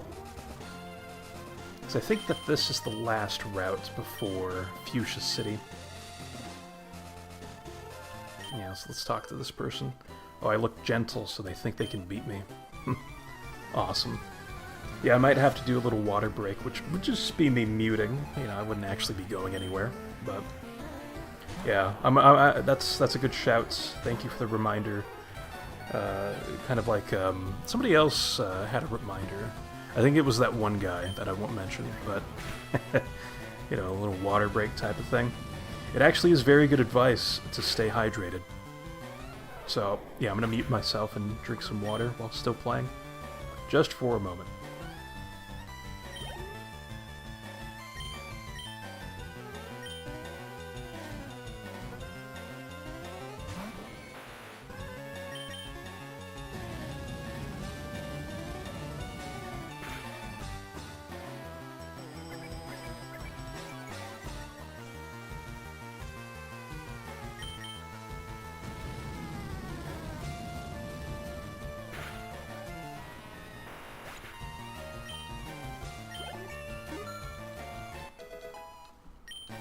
Alright, nice. Nice level up there by Ninetales. Hell yeah. Hey, now it gave you the badge number thing. Now you have a number 1 next to your name. Let's go back to Gyarados now. It's actually something... Oh, wait. This might be a double battle. That guy's like a black belt, so I'm assuming that's... They both have, like, fighting-type Pokemon. Maybe we'll finally see a Machamp? You're perfect. Help me train my little brother. Yeah, but there you go, Gaz. You have a number 1 now. So maybe it does have something to do with frequency. And oh wow, Hitmonchan and Hitmonlee. Oh gosh. I think we'll be okay, but yeah, we'll see what happens. Hitmonchan might have the elemental punches, so that'll be interesting. I'm gonna take out Hitmonchan first, or try to. Oh, Mach Punch, nice. Mach Punch is a really cool move, but using it against a Gyarados is not the best idea.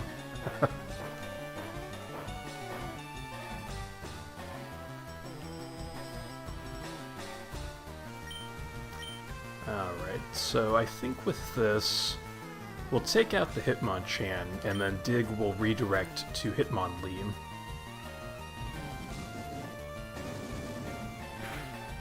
Oh, the Foam Finger episode. That sounds familiar. See, I really don't remember many plot lines to Drake and Josh or anything.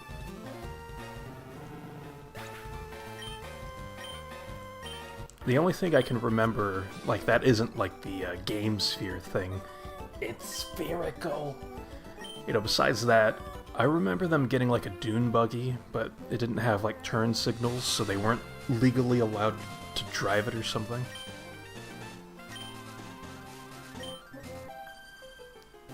And then there was one where they were like trying to mess with each other. There's like a swimming pool full of chocolate milk. Like Drake was eating a bunch of candy. Or no. Josh was eating a bunch of candy. Because Drake was like swearing off junk food. I don't know, something like that.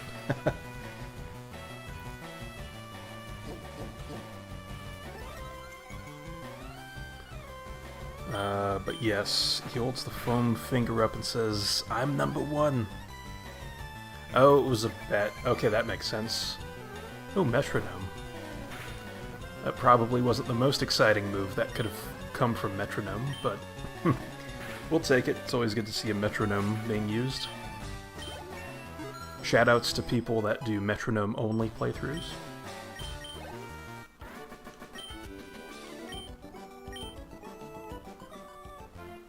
Oh, the bet is the Game Sphere one. Oh, okay. Interesting. Oh, Rain Dance. Okay. Hell yeah.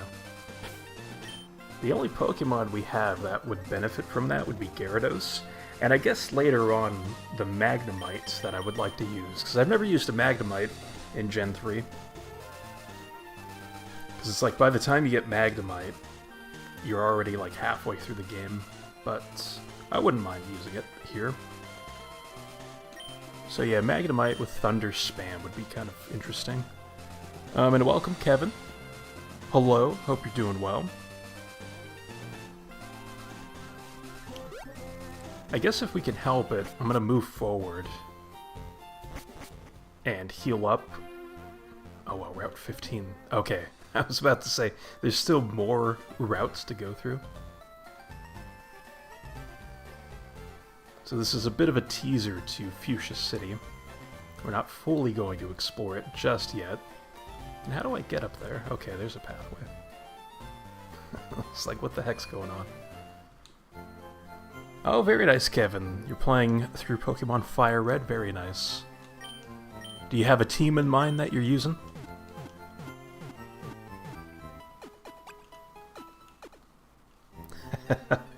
The Tentacruel episode. Isn't that the one where it's like they're a massive Tentacruel terrorizing one of the towns? I think it's like a made-up town in the anime. Like it's not a real town in any of the Pokemon games. Because they tend to do that from time to time.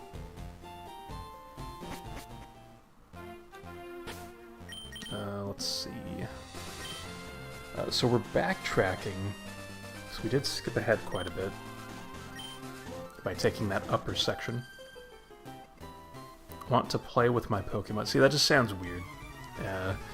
I guess it would be especially weird if it was one of those super nerds that we saw in the caves earlier. But let's see, yes, you're playing on a very normal 3DS. Ah, yes, I see what you're saying there, Kevin. Yeah. Wink, wink, nudge, nudge, yes.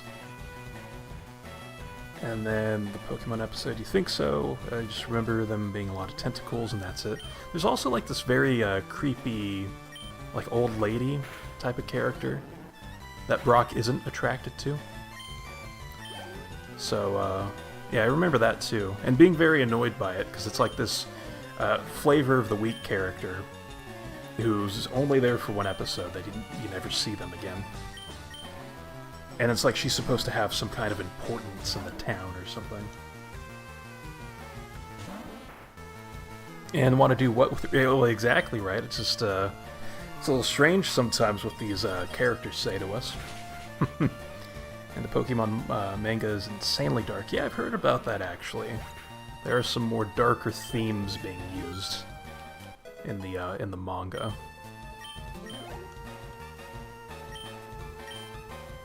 But I actually haven't checked out any of the manga for the Pokemon series.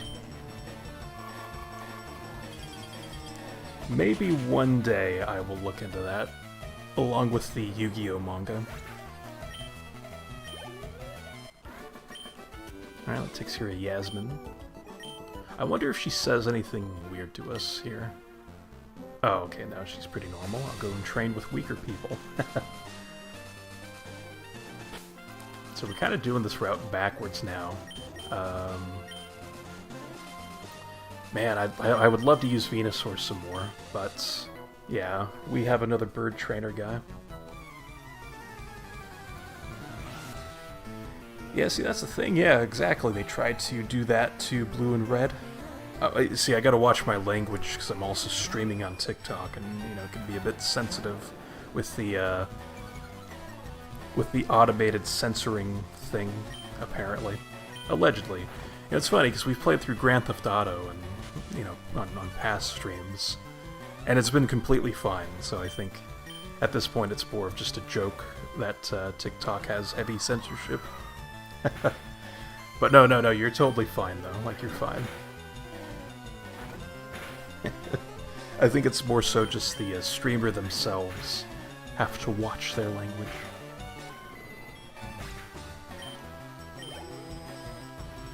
But I do feel like it's more lax these days. Anyway, Farfetch'd, yeah, we can keep out Gyarados.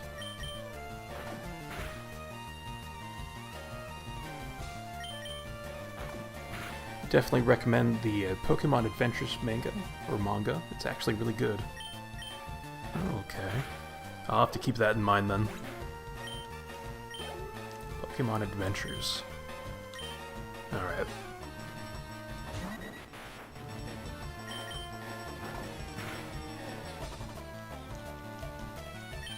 Let's see. Just a bunch of bite spam for now, as we're clearing out the rest of this route. Oh, I love this guy's, or this person's name, I should say, in TikTok. This person's name is Gengar Hunter. That's pretty cool.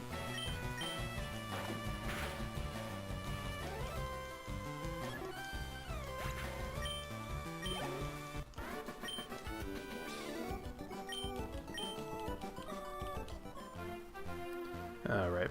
Now, we didn't actually see how many trainers were down here, because we used the top route. And like the bottom half of the route was just being blocked off, so... Hopefully there's not too many trainers hanging out around here. Oh man, Dodrio? Damn, they're really amping it up now. Because earlier we were still seeing, like, Nidoran male and female being used. Yeah, they're not messing around now. I guess Bite Spam is still fine to use. And actually, I just noticed Banana the Gyarados is about to become level 35. So we'll get a new move pretty shortly here.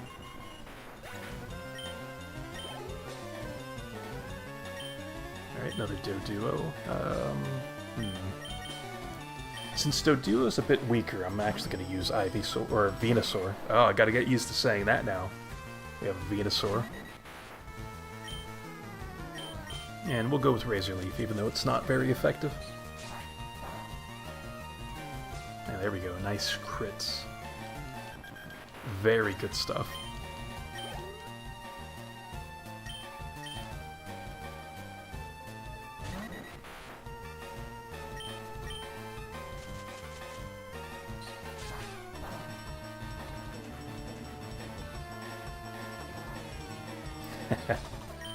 Okay. It's always nice when the computer misses, since we seem to be missing all the time. Or at least there was a pretty good period, I think at the start of like the bridge routes previously, where Razor Leaf and Tackle were missing pretty consistently. Alright, that takes care of him. And actually, because I see a camper up there, let's go ahead and use Venusaur. Oh, traded Pokemon, interesting. You know, actually that's something that this game does, LeafGreen and Fire Red, where they have a lot of trades in this game. And they're actually pretty damn good trades, because the traded Pokemon that you receive... yeah, let's go with Sleep Powder. The traded Pokemon that you receive, it's like that's the only way you can obtain those Pokemon. Like with Farfetch'd and Mr. Mime, I believe there's Licky Tongue in Fuchsia City, I think. But it's pretty cool, because typically the traded Pokemon are uneventful and not super important. And there's Tackle missing. Nice.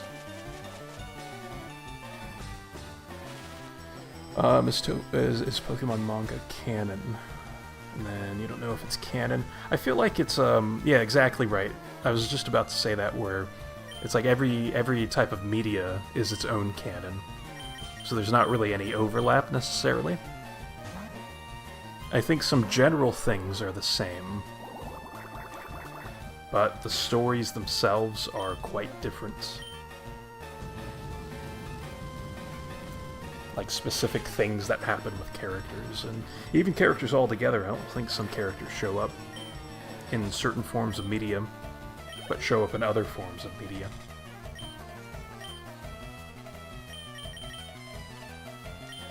So I was kind of liking the idea of potentially switch training there, but it's like, oh, okay, I'm just going to push forward at this point.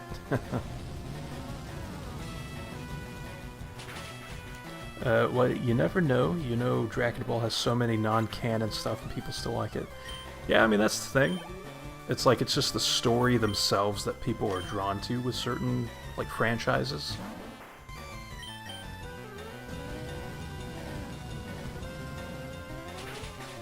It's like, it doesn't have to be canon, it just has to be a good story, so that makes sense. I'm sure a lot of people enjoy those moments in, I guess, Dragon Ball's media. I thought this person's name was Kingdra, but it's Kindra. Interesting. Let's see.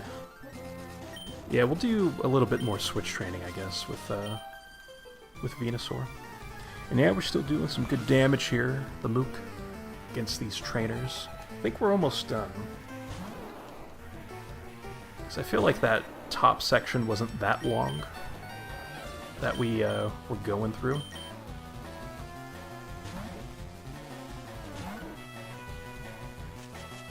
And it's a shame we have to switch out Venusaur as often as we do.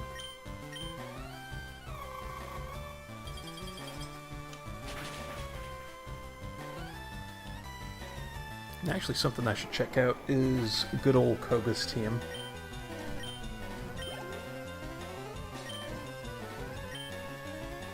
Alright, so we'll send in Venusaur and then switch back to like Wigglytuff or Ninetales. But yeah, I'm curious about Koga's team. Because I'm sure Sandslash will be the Pokemon I end up using.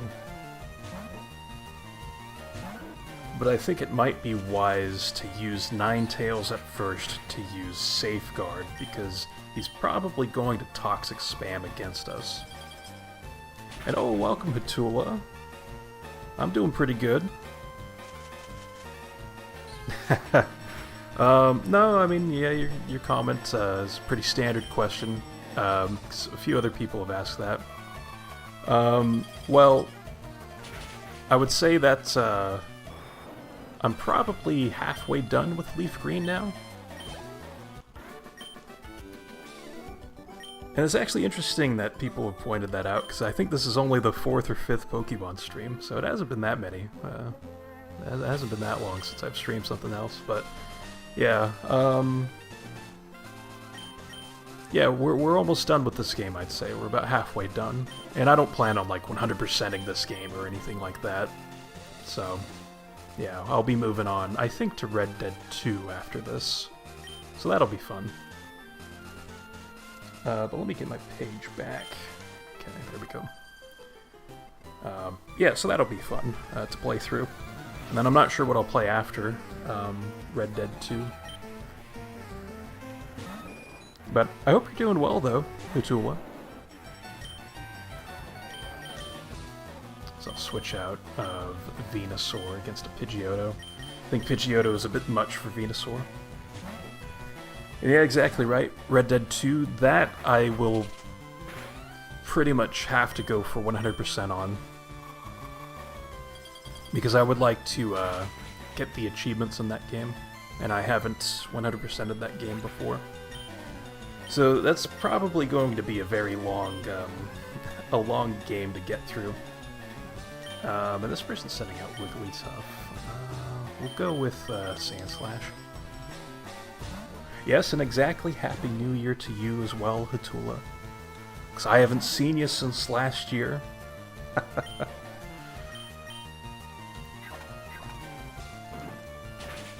Complete the Pokedex at all caps. Yes, joke, that is insanely hard in the older games. It is very difficult. I do have Fire Red as well, so I can get the exclusives in that game. And I have Emerald and Colosseum and Gale of Darkness. As well as Ruby and Sapphire, but I don't remember exactly where those are. So I could do it with what I have available to me. I wouldn't be able to get Jirachi or Celebi.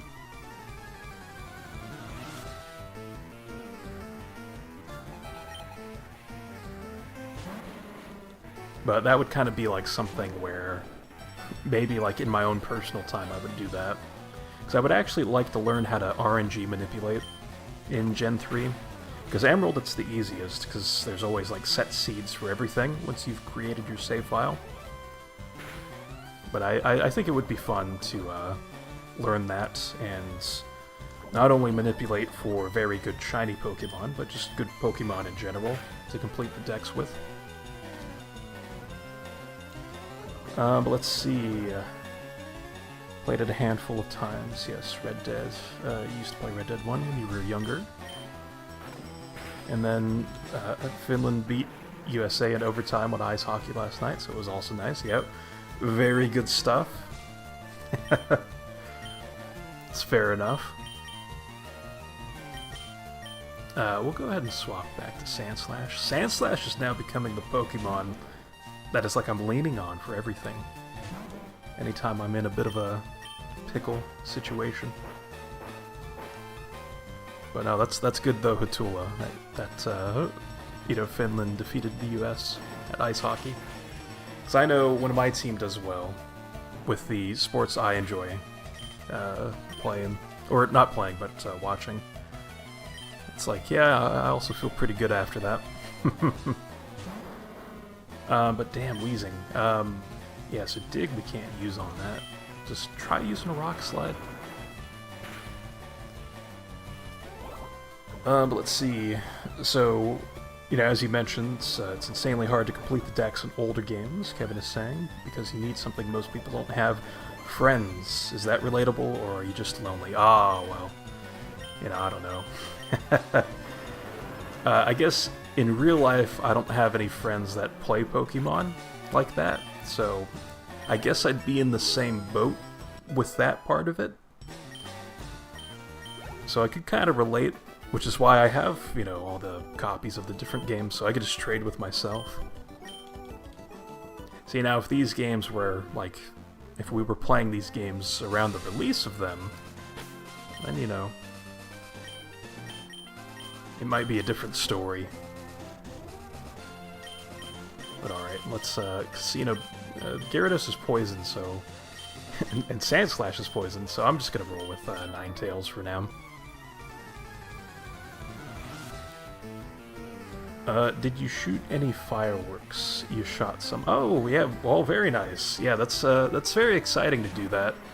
I was kind of a nerd, I guess, and I just went to bed early on New Year's. I went to bed around like 10 p.m., and surprisingly was not woken up by any fireworks. I was almost shocked by that. So I would have assumed in the parking lots of my apartment complex, you know, someone would have fired off some fireworks. But no. It's like the way I kind of look at New Year's these days, and Christmas, is it's great to spend time with family and all that good stuff. But it's more so just a day off from work these days, you know? So I didn't really do any celebrating or anything special. I just enjoyed the thought of going to bed and not having to work the next day. So it was nice in that regard. Yeah, ZL can relate.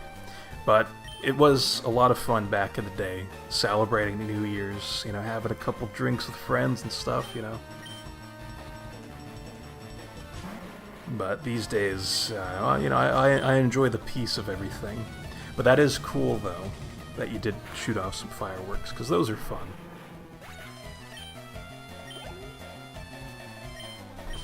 Well, yeah, no, you're totally fine, Atula.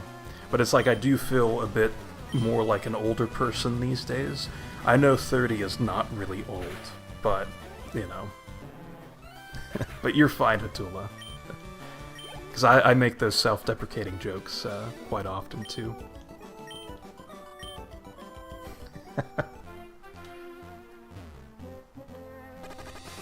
Alright, so we hear the squeaking noise of getting poisoned.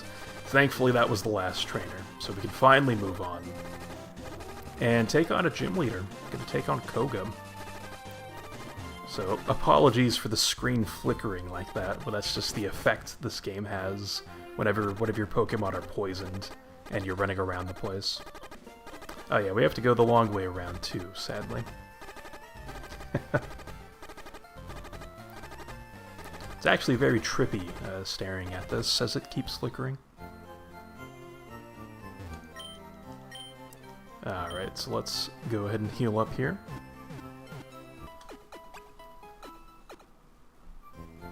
And then, let me see.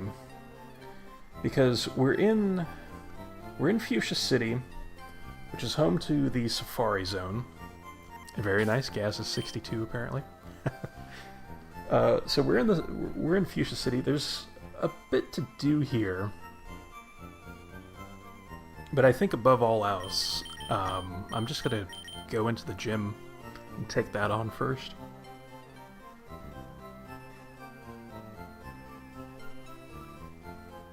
It's like I think that might be an okay thing to do. I guess we shall find out, though. We might actually get our ass kicked, because I just saw the level of some of his Pokemon. Alright, so let's save our game. So we made quite a bit of progress today, and I don't want my game to freeze or something. Yeah, exactly, Al.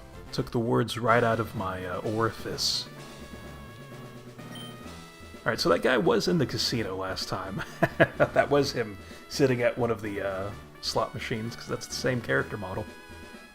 Alright, so you have a champ in the making. It's like I never talked to this guy before the gym battles. But yeah, invisible walls, interesting. We have to find the gaps. Alright. Now, against Koga, yeah, Sand Slash will be our go-to.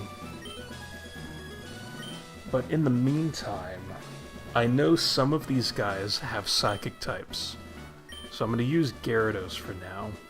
We can see Koga up there,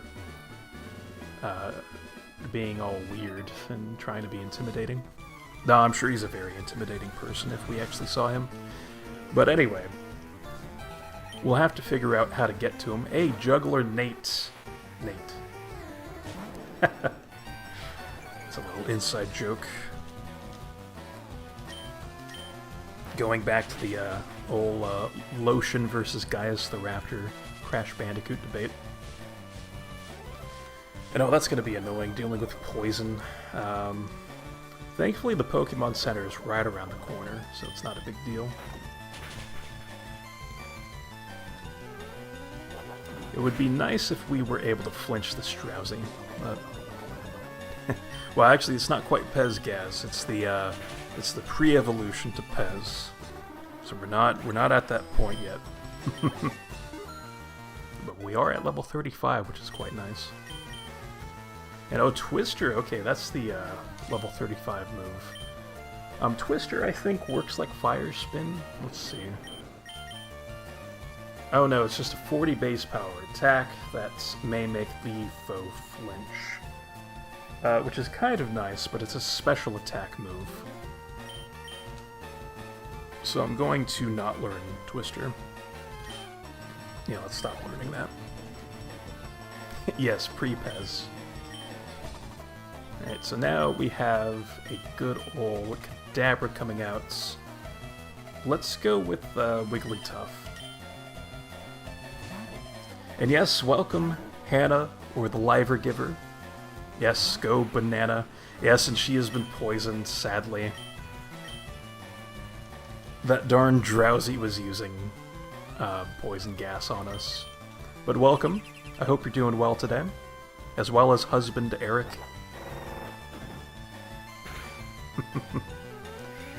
And Kadabra's gonna do some recover spam on us.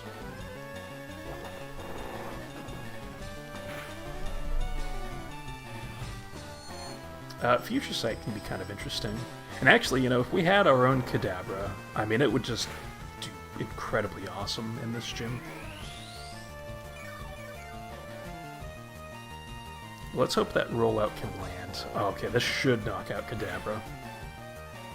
Because Kadabra's pretty weak when it comes to physical defense. Oh yes, he's gaming something on one of his devices. Not sure what he's playing. Okay. Well, that's cool. Sounds like a very chill moment. Chill situation for you both. So that's nice, though. Actually, we were kind of talking about mobile gaming earlier, where emulators have come so far at this point. And actually, let me heal up. I'm gonna heal up. But like emulators have come so far to where you can actually like play this game on your phone. You know, it's a very nice, convenient thing, I think. But anyway, with that, I'm gonna heal up, and like I said, I'm gonna be using Banana for a good portion of this, because I'm pretty sure a lot of these guys have like psychic types, and so I think Banana gives us our best chance at kind of clearing out these trainers. Oh, very nice. He's got some kind of emulator on his phone too. Okay, very, very nice. And see, there you go, Gaz. That is Pez. That's the real Pez. Oh wow, level 38. We might actually get our ass kicked at this gym. Like, we're actually quite underleveled, which is a nice change of pace, considering that I felt pretty over-leveled up to this point, as we get poison gassed once again. But we'll see what happens. I'll still, move forward with this gym and see if we can't beat it. So it's like we might have to actually use all of our Pokemon during this. Maybe even Meowth might get some action here. That could be fun. But something I foresee maybe happening is obviously Ninetales with Safeguard being used. We might still be using Sandslash and Dig, but we might pull out Venusaur or Eric and try using Leech Seed to at least continuously do damage against these higher level Pokemon once we get to Koga.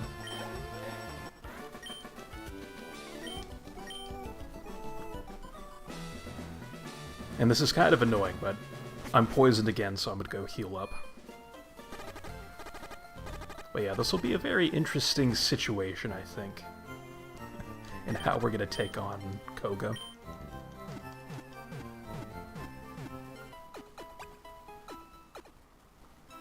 Actually, maybe it might be best to lead with Gyarados, because if he starts off with like a coughing or a wheezing, it might use self-destruct on us. And so we could flinch it using Bite, or at least try to flinch it using Bite. I don't know. There's lots of ways to go here with this. And thank you for the likes, by the way. I saw those come through there. Always appreciate it. And you and husband Eric are always welcome.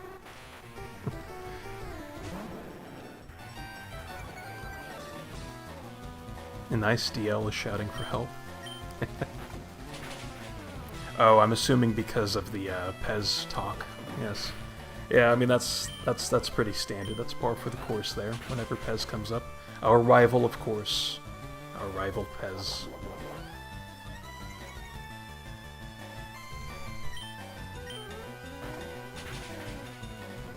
Actually, this guy seems to have quite a few Pokemon, so this will be nice for experience anyway. Yeah, exactly. He was mentioning he was watching hockey. The U.S. getting defeated. And then, let's see, Pez was sending DMs to people. Oh, yeah, well, yeah. Oh my gosh. Yeah, there is some funny business happening there. Yeah, exactly. I stopped myself there, Al.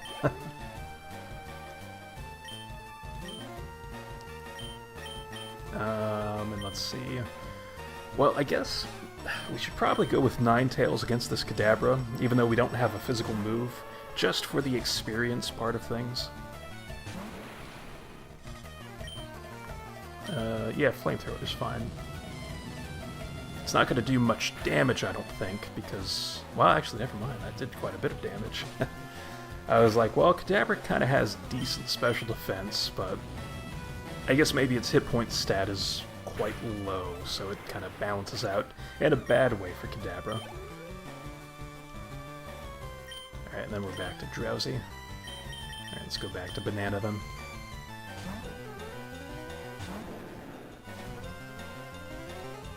And I'm reading here, it looks like there's 6 trainers in this gym, so this is the 3rd one. I hope these other trainers don't have as many Drowsies as these other trainers, because I would hope to not get poisoned again.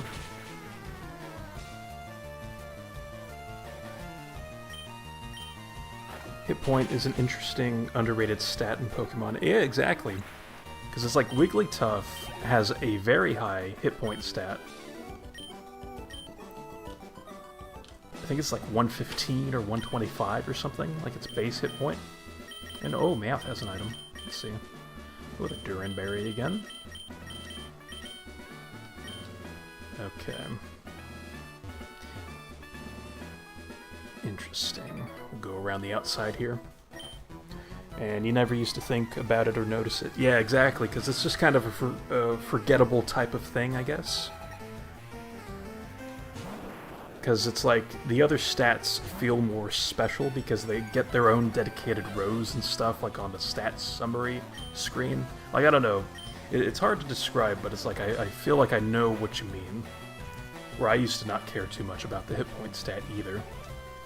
But I think in conversations with our friend Yoga, it's like we would talk about it, and I feel like he kind of got me interested in the hit point stat, as weird as that sounds, because it's just a Pokemon statistic, it's nothing serious, but yeah. Yeah, you kind of mentioned the importance of it, where it's like certain Pokemon have such low defenses, where it's like the hit point stat doesn't even really matter at that point, in some cases. Because I think we were talking about like Dusclops and Dusknoir, where they have, was that Ekans being sent out? Or Arbok? Oh gosh, I should have been paying more attention. Oh, Sandslash. Well, that's fine. I'm fine with Sandslash being out. But anyway, it's like a Pokemon like Dusclops, you know, has such high defenses, but like virtually no hit point. It's like base 45 hit point. And so those defenses don't really help it too much because it has such low hit points.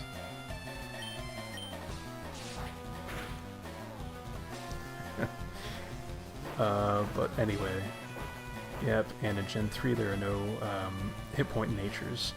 Yeah, and in all the gens there are no hit point natures either. There's no way of influencing the hit point stat outside of the IVs and EVs. And oh man, these sand attacks. I'm gonna have to switch out, aren't I? Because watch Dig miss, or I'm gonna get paralyzed when it comes out of the hole. Yeah, there it is. There's the paralysis taking effect. Yeah, let's switch to, yeah, we'll switch to Banana.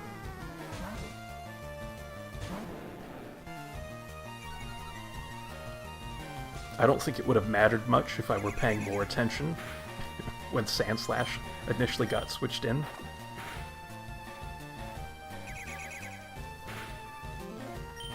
But yeah, it's a very interesting stat. Good old hit points. Alright, Arbok. Man, I would love if Sandslash were able to participate. Because Dig being a 2-turn move really sucks when you're paralyzed. But I'm going to go for it. Since Banana is about to level up, and I would like to get some more experience for Sandslash.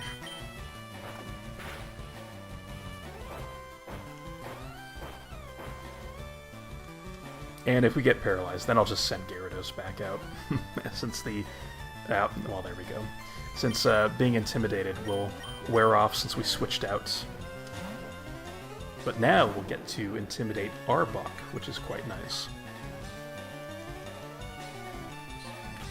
It's like, who would have thought we'd be using, like, so much strategy with gym trainer battles? It's like, what? That never happens. Or maybe not strategy, but just a bit more of a thought process behind things. Yeah, that poison's not going to be good for us. I think Dragon Rage might be the way to go here. Yeah, probably should have used Dragon Rage to start. But I think we're in the clear. So this will take us down pretty low, but we outspeed Arbok. Dragon Rage will do the rest. So actually, Dragon Rage is something we have in our back pocket against Koga as well. Where we can do that consistent 40 damage. Because I don't think Tackle and Bite are going to do as much damage to Koga's Pokemon as Dragon Rage will. Yeah, very sturdy Arbok. Took quite a few hits to take that thing down.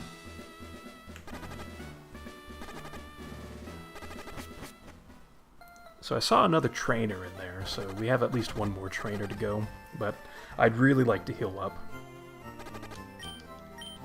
And it's amazing we're getting poisoned so much when Koga's the one with Toxic on his Pokemon.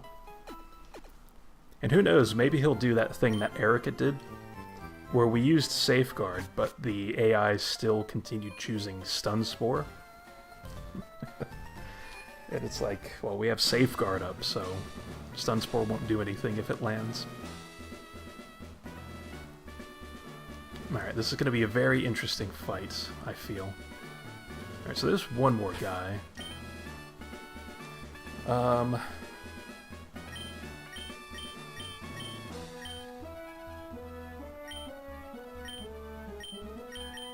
we'll go with banana.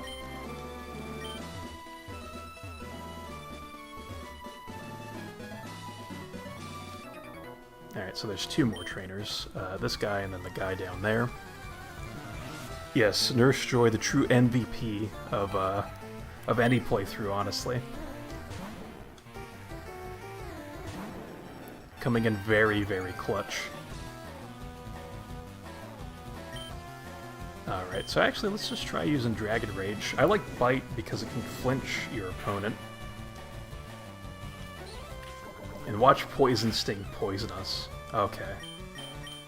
See, you have to point it out, and then it doesn't do it. But alright, Bite unfortunately didn't flinch there.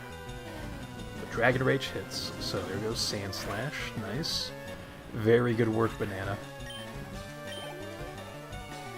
And then Arbok. Okay, so we'll keep Gyarados in just so it gets some experience. Then we will switch over to Sand Slash. And also, Gyarados ends up tanking the Intimidate.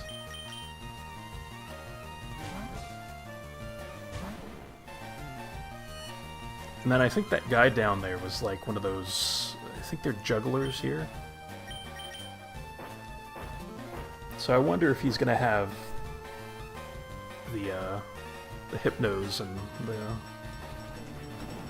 Drowsy, like the other guys at the start of this gym. Or like a Kadabra as well. Maybe he has an Alakazam for all I know. Alright, let's see, because we have Banana out, so this is fine. What did I descend from? Oh gosh.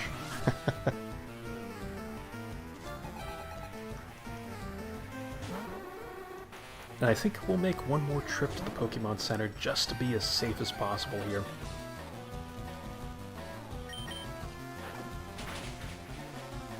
After we're done with the Drowsy trainer. It's like I'm actually quite nervous for this gym battle.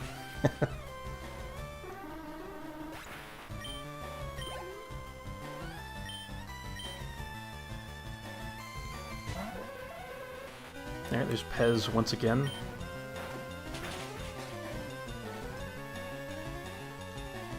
Oh, with Poison Gas, this jerk trying to poison us once again.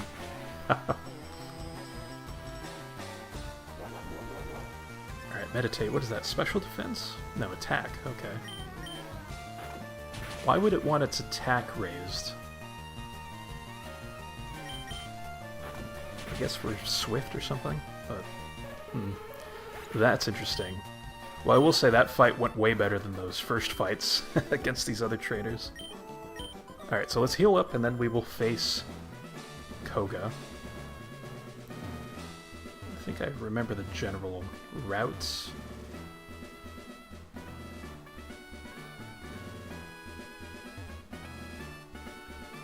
It's a very interesting, I guess, puzzle for a gym, having those invisible walls.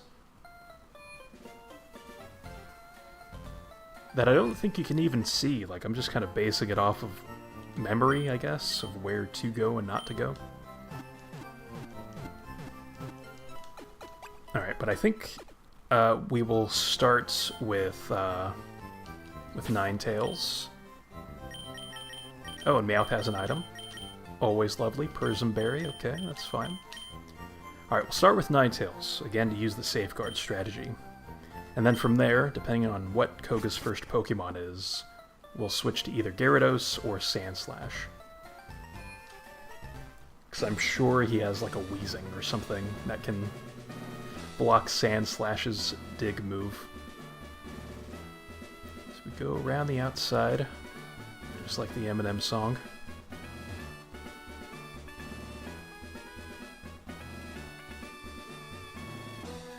Alright, cool. Just double checking, making sure we have everything. And let's save our game. We could also potentially be annoying and use Confuse Ray with Ninetales. But as always during the gym fights, at least the first go around, I will silence myself to enjoy the music.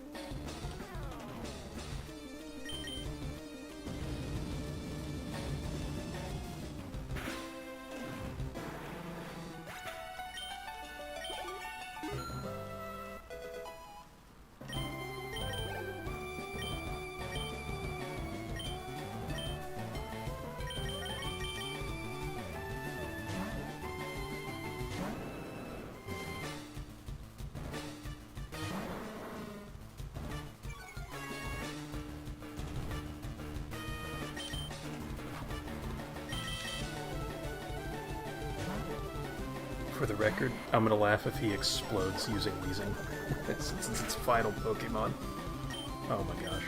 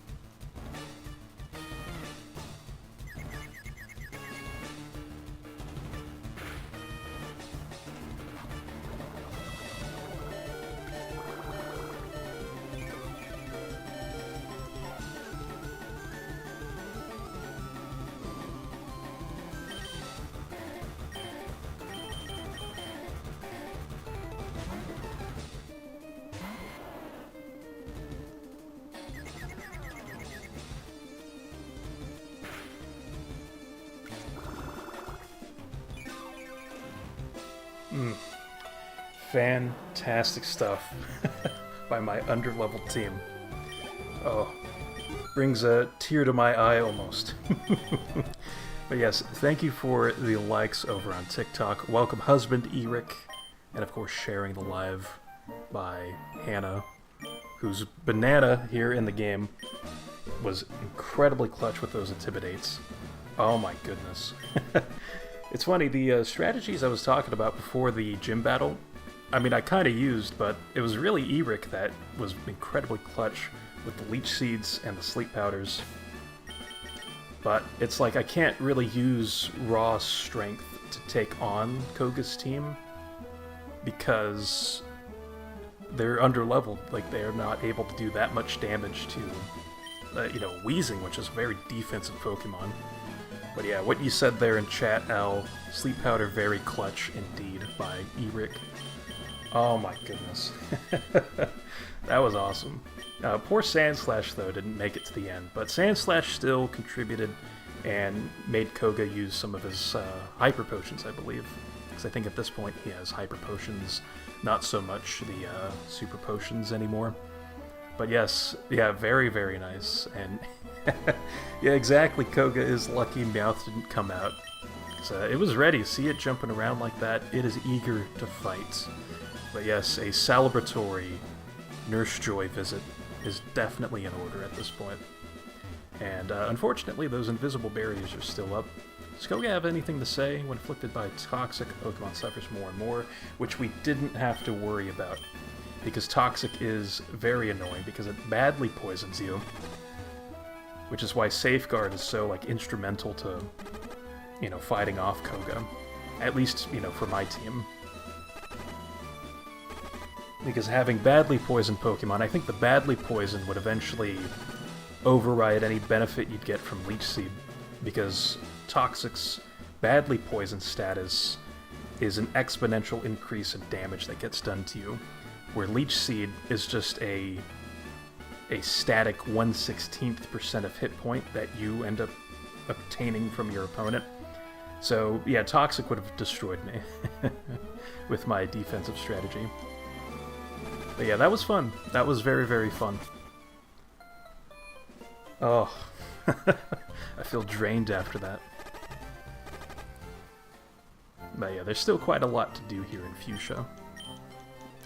And also thank you for the W's in chat over on the TikTok side by Hannah and husband Eric. Yeah, very good stuff. Alright, so now to explore this town. Oh, that leads to Route 19. Oh, I didn't realize that. Interesting. I don't recall exactly where everything is located here. This is the move deleter. Okay, perfect. This guy is very useful. He can make Pokemon forget moves. Which I know some folks, like on the YouTube side, that aren't familiar with how like Pokemon works. Like, why would that be useful? Well, if you teach a Pokemon an HM move, you're not able to delete it by overriding it with something else. Like, you have to go to a move deleter to forget HM moves. And those HM moves are the moves that you can use outside of battle, so... Alright. So, yeah, that's a very nice point of interest here in town. But we do get strength from somewhere. It might be back here. Let's cut this tree down and loiter in these flower petals. It's a very interesting sign. Okay, that's a Lapras thing. Cool. It's another sign back here. So that would put Lapras in our Pokedex, I think, and Kangaskhan. Very cool. Does this guy say anything? This person wishes that they were a Kangaskhan baby. Interesting. Love to be a substitute for the baby. Oh gosh. And snuggle in the mother Kangaskhan's belly pouch. Yes. It's very tie-coded. Oh, that's actually really cool. This guy can teach us substitute. Which actually would work pretty well with the Leech Seed and Sleep Powder strategy. But we'll pass on that. That's a bit too slow, I think, for a lot of what we're doing. And there's Ammonite, which that's interesting. I wonder if there's a Kabuto pool somewhere. or if this Pokemon is just placed here because we chose the opposite fossil back in Mountain Moon. Well, that voice, it's kind of this somewhat creeper voice that we've heard from someone who, you know, we're not friends with or we don't really know, but we have seen this person in a YouTube video who kind of speaks like that and says some questionable things at times. Anyway, see, they have a bunch of pens on display. And a ball in there. Were you wanting that? Me too, that's a Pokemon. Oh, so you just wanted the ball. Interesting. Voltorb. Okay, I don't really need a pen for that. This Voltorb's pretty common. Chansey, that's a very good pen, because I think Chansey has like a 1% spawn rate in the Safari Zone. There's Slowpoke. Lovely. Fuchsia City. Behold, it's passion pink. Interesting. I'm assuming this is the Safari House. Like the Safari Zone house. Warden Slowpoke is running a promotion campaign right now. Interesting. Try to get to the farthest corner of the Safari Zone. We won't do that. I think what we'll just do in the Safari Zone is get... Oh, the Warden's name is Slowpoke. I see. We'll just get the gold teeth, because I think that's all you really need in the Safari Zone. But I won't catch anything in there.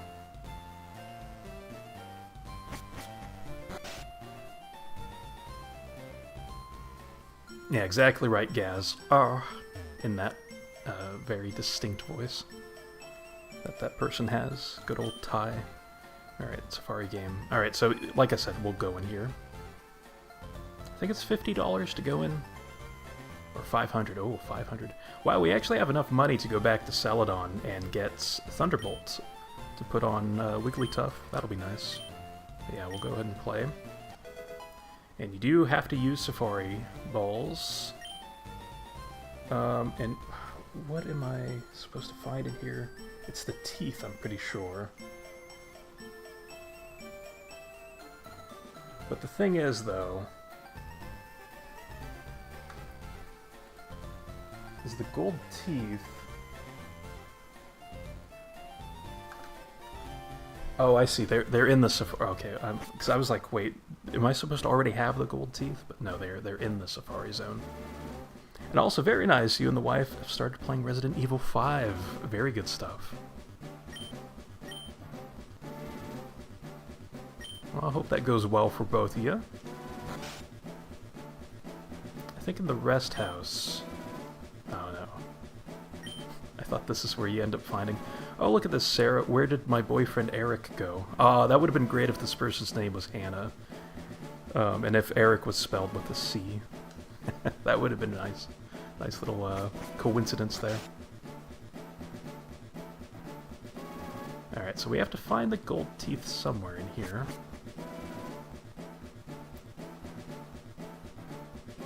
And I think we might just end up running into Pokemon. So actually, I'll just throw balls at these Pokemon we find. Except the Nidoran, because we already have a Nidoran.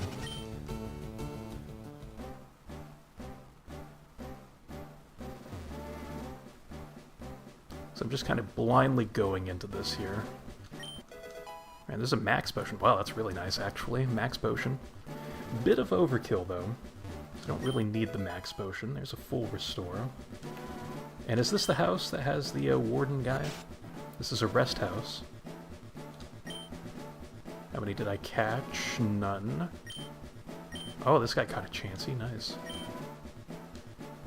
Which actually, the Safari Zone reminds me of those... of people who shiny hunt in the Safari Zone. Absolute maniacs, all of them. But I respect the grind. Because I've seen some videos of people who have like caught shiny Chanseys in the Safari Zone. And it's very impressive, just the amount of patience people who do that have. Oh, a Nidoran male, nice. I will throw a ball at this.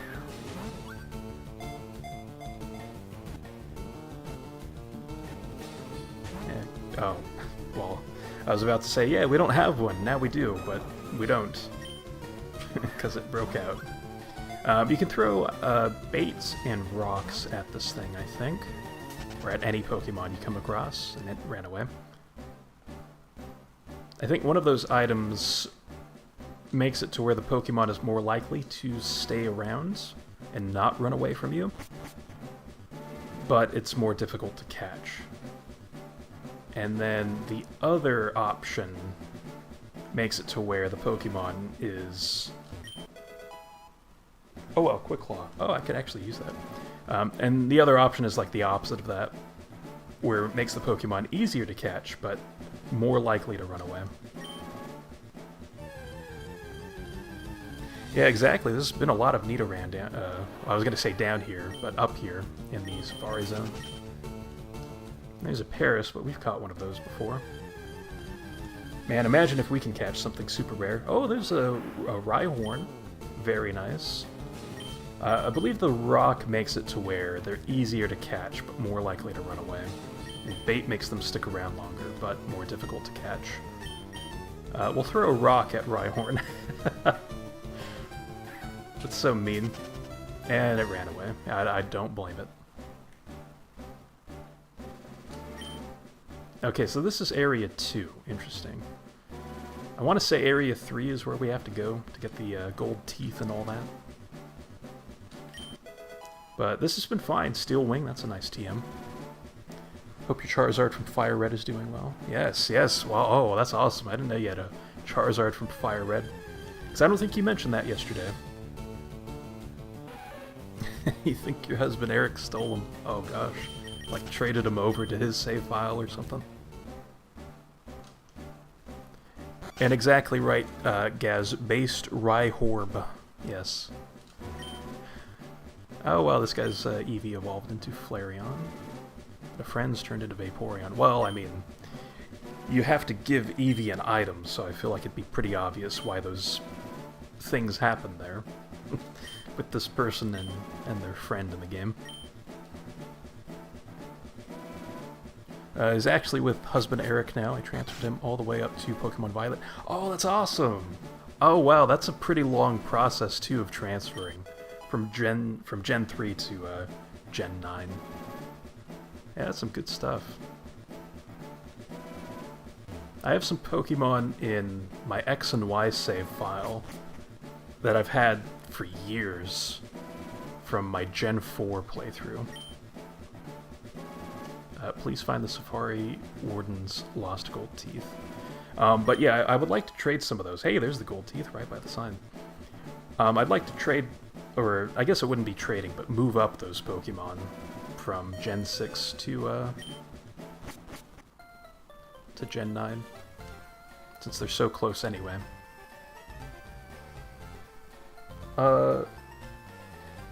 So actually, we have the gold teeth, so I don't think we have to go back in there. We got the Quick Claw and the TM for Steel Wing, which is amazing. Let's give the Quick Claw to, I guess, Sandslash, because Sandslash I think might be the slowest Pokemon we have. Maybe Wigglytuff, but we'll go with Sandslash for now. But let's see. Yopi serves you well. Still proud I shook you in our battle all those years ago. Oh yeah, so it seems like you both fought for the Charizard then? Like who would own it? I think you need to get Surf in there too. Oh, is Surf in the Safari Zone? Let's see here. Oh no, yeah, you're right. I do need to go back in there. I'm kind of cheating because I do have the wiki pulled up, but it's like moments like this where clearly I've missed something, I tend to pull up the wiki. And yeah, you are spot on. Surf is in here. It says it's in Area 3, which is where we were before we got taken out very rudely by the game. I guess we'll take that same path. Or we'll kind of just go all the way around.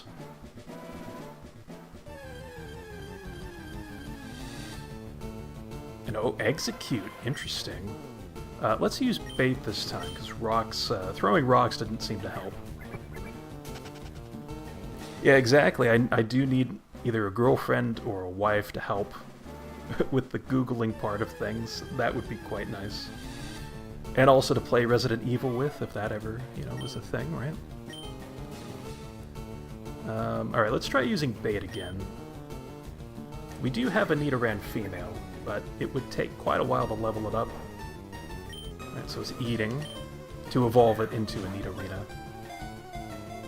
Because I think it's like currently level 6, and it needs to get to level 18, I think, to evolve. Alright, let's throw that ball here. This will help expedite that process, but man, I'm just having no luck with the Pokemon here in the Safari Zone. I thought that Nidoran male would get caught, but I guess not. And it ran away. Oh. Oh, a Leaf Stone. Nice. That's good for the grass Pokemon in this game. Bellsprouts. Well, I guess more specifically Weepinbell going into Victory Bell, or Gloom going into Vileplume. It took me a while to remember that, but yeah. So that's good. I think it's down here that we need to go. And then down here again, right? No. I think it's up and around. I do respect that this place is kind of like a maze. It's kind of cool. Alright, we won't throw a rock at Rhyhorn, because that didn't work out well last time. Hey, there we go. No rock, and it stuck around and got caught. Hell yeah. Alright, good old Rhyhorn.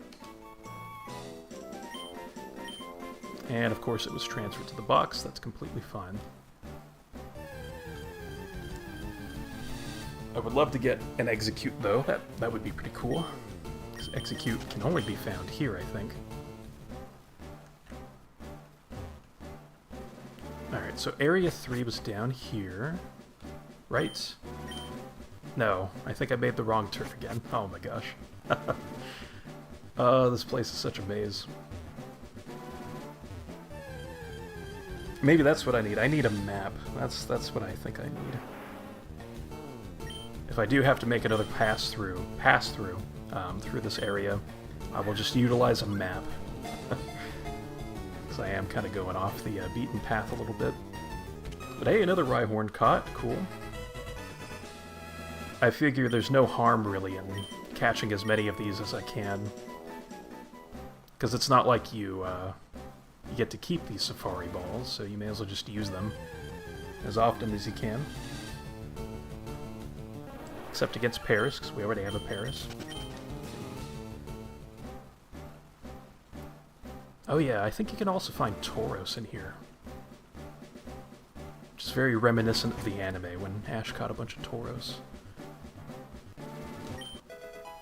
Alright, double team, that's pretty cool. I see a house down there. And also up here. What is this? Ah, finally! You're the first person to reach the secret house, which is in the far corner that we were told about to kind of head towards.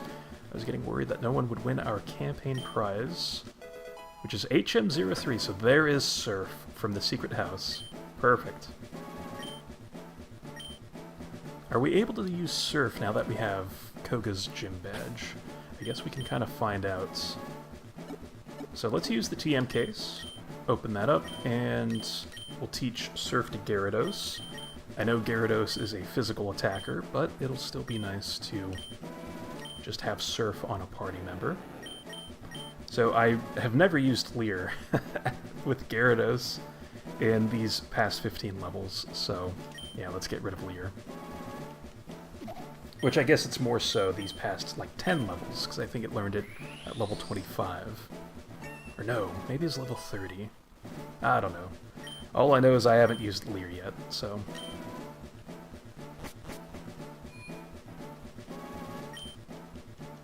And we can Surf. Okay, perfect. I think Koga's badge is the badge that let us do it. So this is another rest house.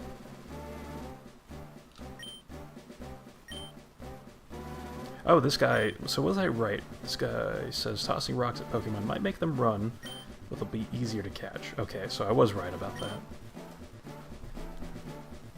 Yeah, exactly. Yes, your girl Banana coming in clutch with the HM learning. Actually, Gyarados can learn a lot of HMs. It's really nice. Just having one around for that. Oh, Doduo. Nice. Throw a Pokeball or Safari Ball at Doduo. You know what? Actually, Al, that's a good point. You know, Gaz, you can be the spouse in this current moment. Yeah, let's do it. You can be my Google or Gaz over in the YouTube chat. And hey, there we go, Doduo getting caught. Okay, we're kind of filling out the decks now with the Safari Zone. Hell yeah. So off screen I can train this up. It shouldn't take too long to get a Dodrio. I think it's like level 28 or something. Ah, I made the wrong turn. Darn.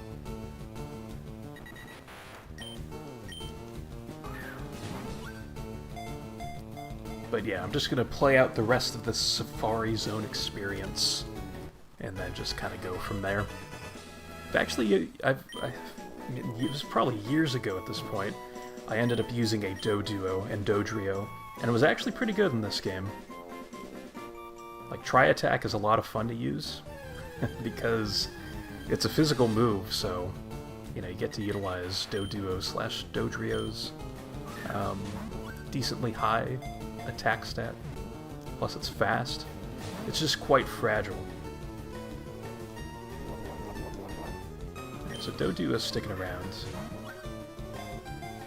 Again, we're just kind of using whatever balls we have on whatever we come across that we haven't caught previously, like before entering the Safari Zone for the first time.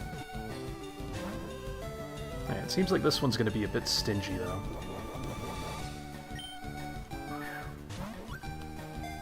It's like, that's the thing, too, with the Safari Zone Shiny Hunters. It's like, this can happen with, like, that shiny Chansey that they've been hunting for months. It's like they finally come across one, and then it just runs away from them. Like, the amount of patience, again, is just incredible. And hey, Max Revive, that's pretty nice. Is there anything up here? I don't think there was. No invisible item teasing us.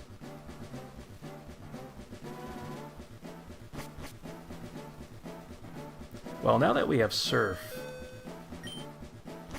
we can really explore the Safari Zone later.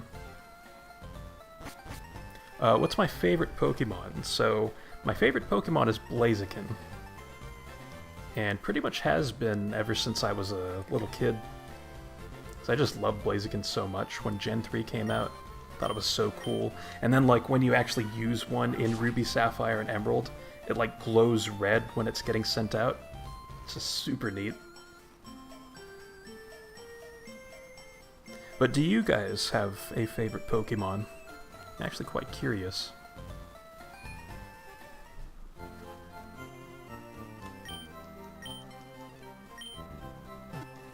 And yeah, I've seen those Gaz, Party Arlie's videos, because she and a lot of other people tend to break out like the safari hats. And your favorite is, well, even if it is basic, even if it's considered basic, Charizard is awesome. You know, you can't go wrong with Charizard. So I think Charizard is pretty cool. And actually, in the Safari Zone is Sunny Day, so I'll have to go back in there at some point. I almost want to go back in there now, but we'll hold off on that. Your favorite is, so, oh, Husband Eric's is Ponyta, very nice.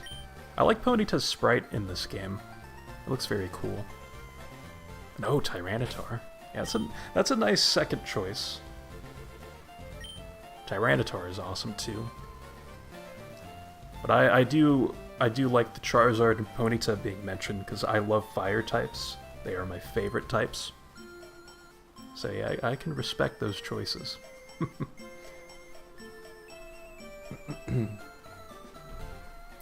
Alright, so I think at this point we can head... I guess it would be west at this point. I keep saying point a lot. But alright, we'll head west to Route 18. And lots of bird trainers down here. It's very strange actually seeing them all. And Gaz, you mentioned yours is Mew as your favorite. Oh, that's a nice one. Mew's very cute. Safari Week is started by a guy named Absolblogs. He's done some insane shiny hunts. Oh, I'll have to look that up.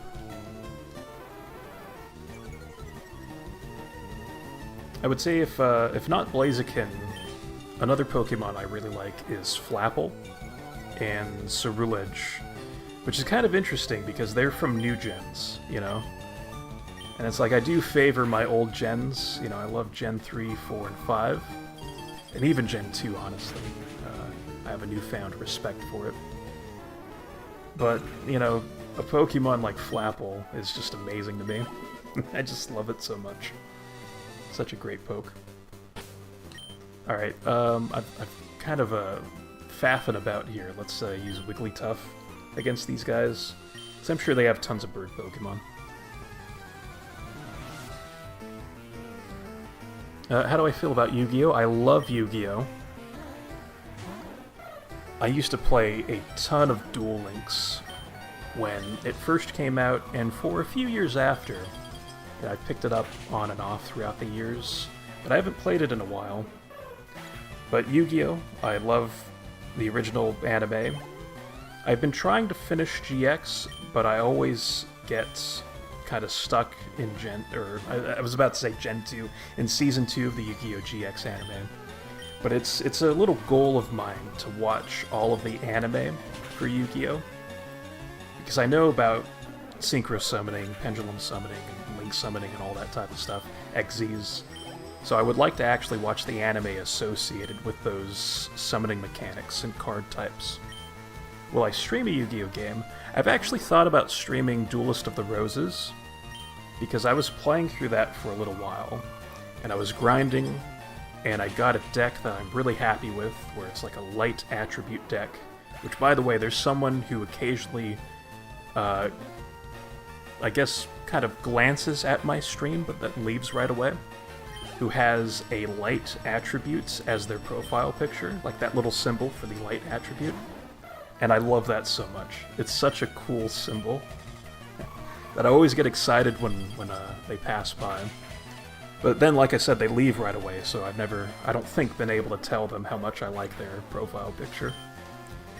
But yeah, Duelist of the Roses, I would love to stream that. Maybe even in between this game and Red Dead Redemption 2. Which I know we're prolonging Red Dead Redemption 2, which some people might not like.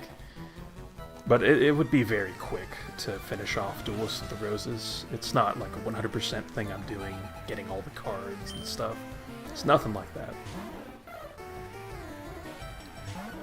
But also, I have the Yu-Gi-Oh! Classic Collection on my Switch, and I played that for a little bit, where I played some Eternal Duelist Soul. And so I could stream that at some point. It's a pretty straightforward and simple game. But I'd actually really like to stream at some point Seven Roads to Glory World Championship 2005. I think that would be a lot of fun. And yes, the Pot of Greed meme, yes, of course. The classic. Oh, and I'm sorry, I completely forgot to make note of your comments there, Gaz. Yeah, Ursaluna and Decidueye are pretty awesome, too. I will say I'm not as big of a fan of Decidueye. I do like its grass ghost typing. I think that's really cool, and it's why I like Trevenant quite a bit, too. Because Trevenant's Pokemon I like a lot from Gen 6. And oh, awesome, so you've played the collection on the Switch, that's cool. very good stuff there. Man, these wild trainers, like these just random trainers we're coming across. Hey, there's Tri-Attack. What a hell of an animation. That is awesome. I forgot what it looked like. Oh my gosh. But yeah, even these random trainers we're facing are actually quite tough. Good lord. Might have to do some off-screen training. But basically, I wanted to finish the rest of this route, and then I would probably end stream, which would take me to the second Snorlax that I might try catching off-screen, because it would take quite a while to catch it, you know? Like if I were to do it on stream. This guy's looking for Slowbro. Oh, Slowbro for Licky Tongue. So this is another one of the trades where you can only get Licky Tongue by trading with that guy. And actually, there's another Yu-Gi-Oh! Game that a friend of ours named Cola had shown us, or shown me anyway, which is one of the Yu-Gi-Oh! GX Tag Duel games.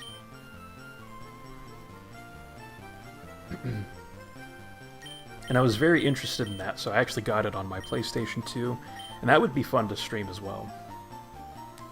Again, more people would probably get annoyed at me on the YouTube chat for doing that. But you know what? That's what streaming, I think, is all about: annoying people by playing what you want.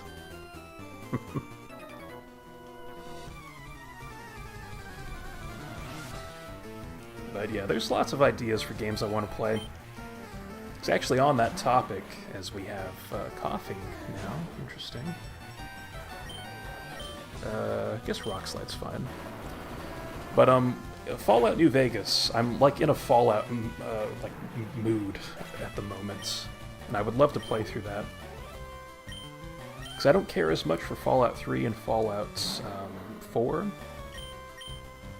but New Vegas and 76 are quite enjoyable, but I think New Vegas would be a bit more interesting to stream. I'm surprised this guy is so weak. Level 25 Wheezing there. Interesting.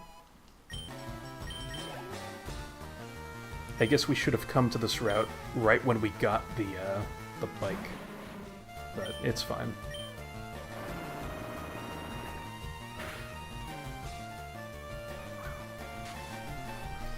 And oh gosh, smoke screen once again coming through. Ah, I didn't mean to pick Sand Attack.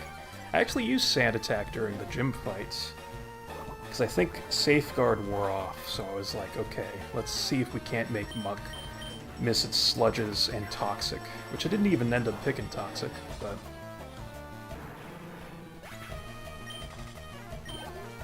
yeah, Sand Attack was pretty handy though, because Sludge did miss at one point. So big up Sand Slash. I kind of realized something: I need more nicknames for my Pokemon. Because currently we only have Eric the Venusaur and Banana the Gyarados. Eventually we'll have Gaz the Snorlax, but I won't actually use Gaz on my team.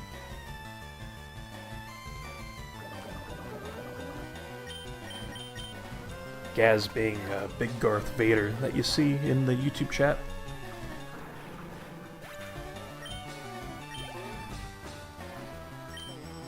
Alright, another Wheezing. I mean, we're already poisoned. I may as well just keep Sand Slash out there.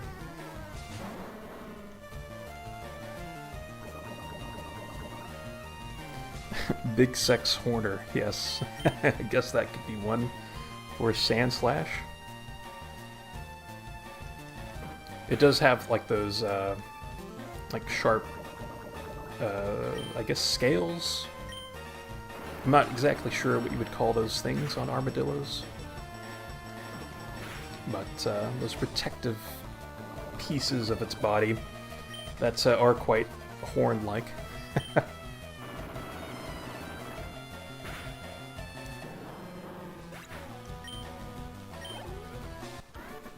I don't know, I might just make up random names for them at some point, like before the Elite Four. Oh gosh. That poison is like in full force at the moment. Oh, it actually makes me feel bad for my Pokemon. Just seeing the screen flicker so much like that. Ah, that's the wrong way. It would be great to have Fly, which we will get at the top of the bike path. But I don't have a Flyer, and Magnemite would not solve that problem.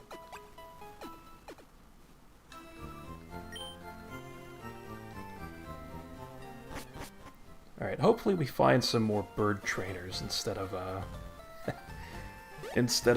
poison-type trainers like those bikers. But I feel like we're just going to see more and more of those bikers with their annoying coughings and wheezings.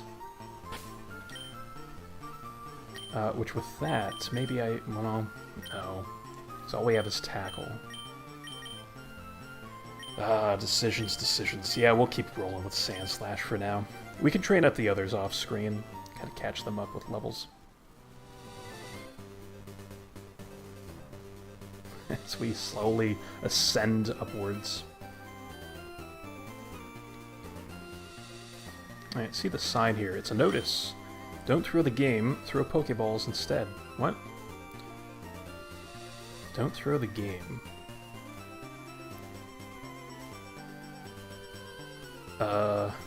Interesting. Because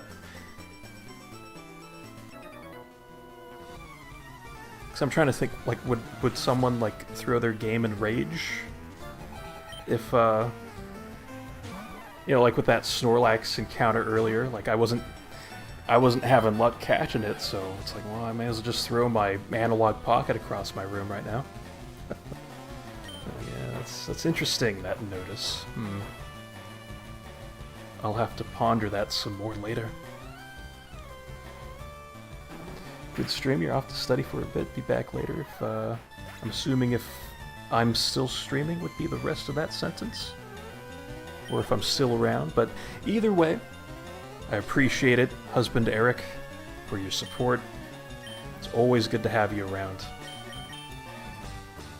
But yeah, best of luck studying and all that good stuff.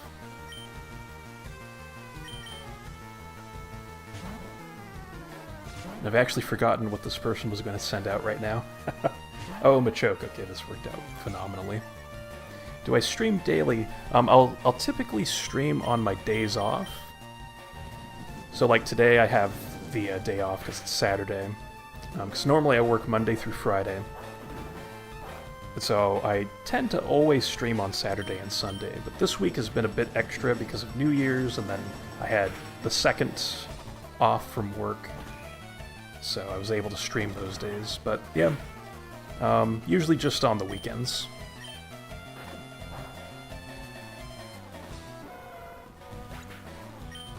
And it's been pretty nice so far doing that. Oh yeah, you guys... Oh, do you guys stream? Ooh, I might have to check you guys out then. If I am interpreting that correctly. Because that would be cool. Nice couple stream, sounds pretty comfy.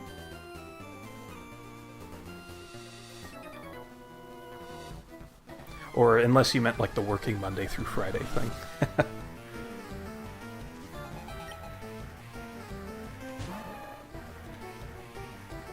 Oh, there we go, a nice Machoke. Oh, you meant days off. Oh, okay. Okay. I see. And then you keep trying to get husband Eric to stream. Yeah, I mean, you know, it's one of those things where it's just fun to do. Like, even if, like, you start out and you don't get too many viewers at first, it's like, it's still nice just to do it, you know? Then who knows, it could build into something where you meet some fine people. Like, kind of like how I have with meeting both of you. And then on the YouTube side, there have been some really nice people who've come through. Like someone named Sigma Male, for example. And seeing, like, Hutula come around as well. Yeah, so I think it's worth a shot, you know, just continue trying to convince him to do it. And who knows, you guys might have a lot of fun doing it.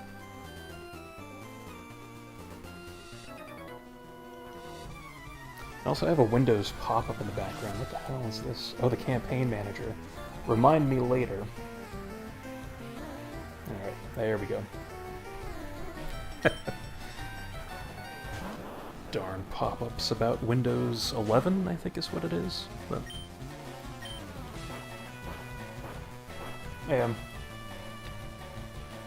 Okay. So we have the Voltorb. Yeah, there's quite a few trainers on this route. Which I always used to fear the cycling roads because they were always very annoying. Not so much with navigating, even though this is kind of annoying because we're actually starting from the bottom trying to go upwards. And there's like this slope that makes it kind of slow to move up through the cycling path. But the main problem that I would face would be all of the electric-type Pokemon that get used in the Hoenn's cycling path that paralyze you. And then here we've had quite a few poison types, and electric types for that matter, but mostly the poison types. That can be quite annoying. And then Gaz just says ball. Interesting. Although I think I know what you're referring to now with the Voltorb. Good old Voltorb. I wouldn't mind using a Voltorb in Gale of Darkness, I think. Because as always, me with my ideas. I would love to play through Gale of Darkness on stream. And Voltorb is a Pokemon in that game you can use. Let's go and train up Banana now, because Sandslash is getting a bit overleveled.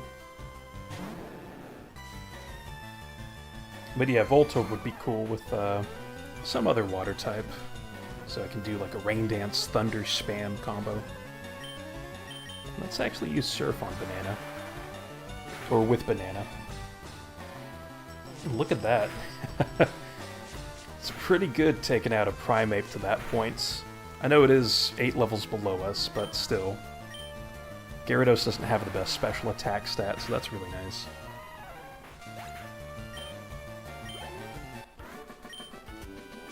Alright, takes care of that guy. And then I am curious if there are any trainers on this side. There is most definitely a few trainers anyway on this side of the bike path.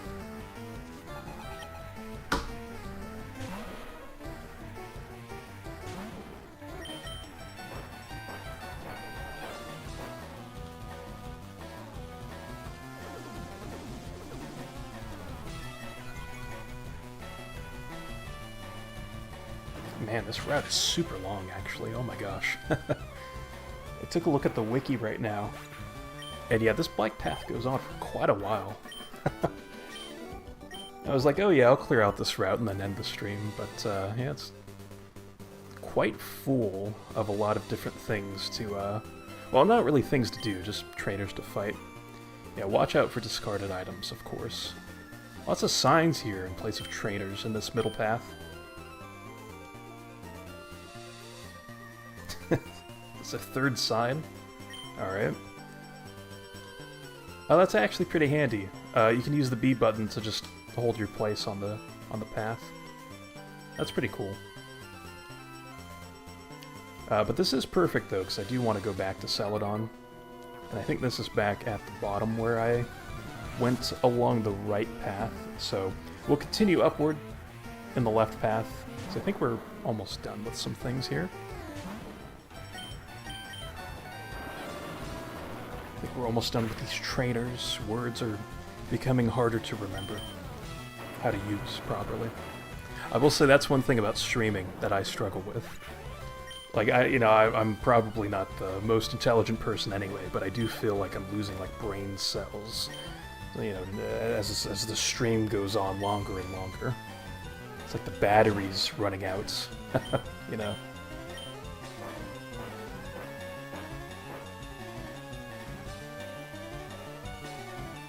Alright.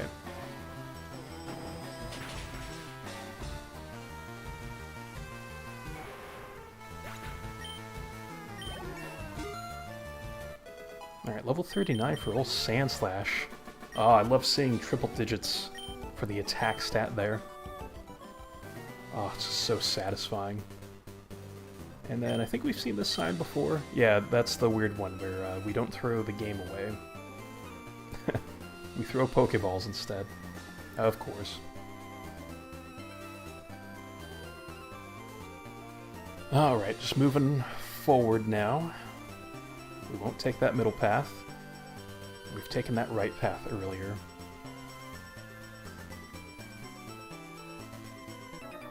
There we go, there's a new trainer.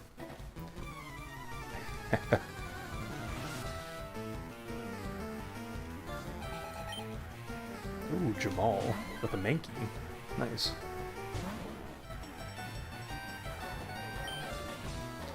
I guess with this, we don't have to overthink this. We'll just brick break. Spam. You calm down there, lizard. You madman. Because I know you want to scream help right now. Which sounds very weird out of context, but it's just like more inside jokes with other things. With certain members of the community being weird. Alright, so Machamp. Oh, interesting. Finally a Machamp. So we've seen quite a few Machops, like from hikers earlier. So this should be our first Machamp. Look at that thing. What a beast. Machamp's an awesome Pokemon, too, to use. We'll use Surf on it, 'cause I don't think it has good special defense. Yeah, so that's good. This Revenge might hurt, though. Okay, only 15 damage. Nice. Well, yeah, it might be something, something like that. DL, I'm not too sure. The Madman.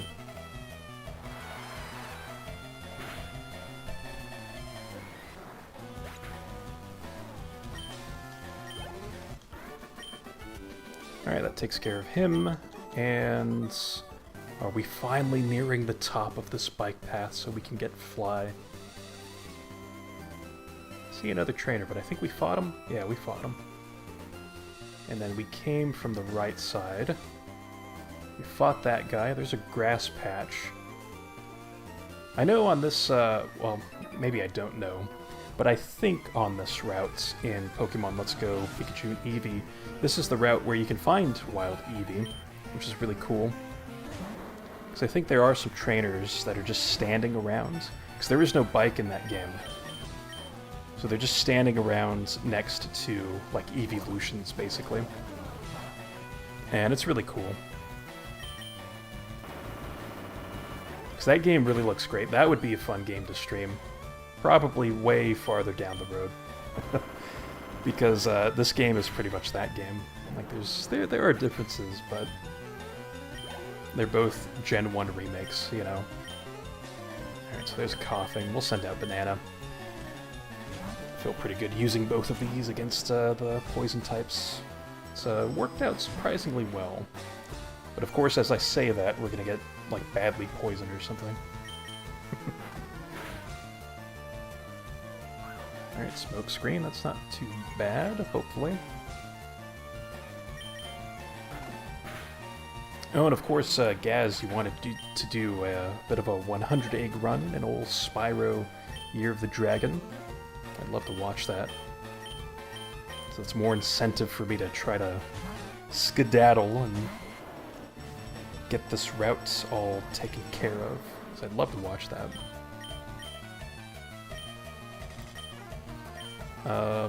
And as I say that, I send out Venusaur against the poison type.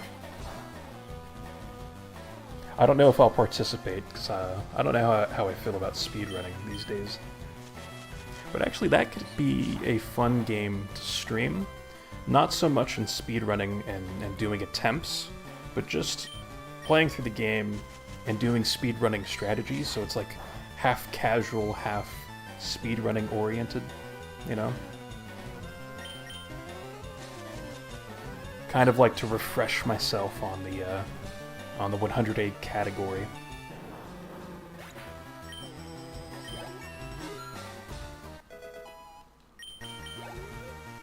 Oh yeah, we know what you mean, DL.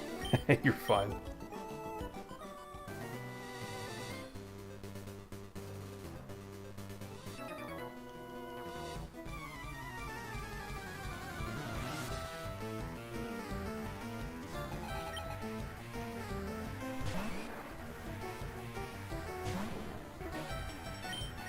I will say it is quite nice, though, fighting all of these Machop and the Machamp.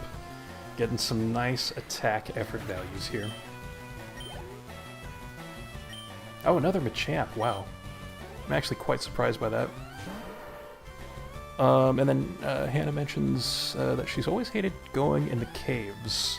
Yes, my problem with caves, like in this game, is that you can't, like, there's no grass, so you can encounter Pokemon anywhere in caves, and it's very annoying. Especially when you're constantly being annoyed by Zubat. Like, they just keep creeping up and popping up on you. I will say Gyarados has been nice, though, because Intimidate makes it to where you get less encounters when you're going through grass or through caves. And sadly, no special item in that patch of grass there. And hey, we're up here now with all these bikers. Oh my gosh, there's so many bikers. Let's see, I guess we can continue using Sand Slash. That's not really too big of a problem there. We'll get Sand Slash super leveled up.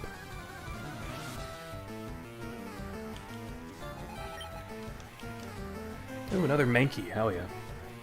Mankey's awesome. But I think at some point I should invest in Super Repels. Because there's another dungeon that's not necessarily coming up. I guess we could access it now since we have Surf, but there is a dungeon called the Power Plant, where you get tons of Magnemites and Voltorb that can just pop up all around you. And there's no grass, you can just encounter Pokemon anywhere inside of the Power Plant. And so I think after we catch our Magnemites in there, we'll just spam a bunch of Repel, so they leave us alone.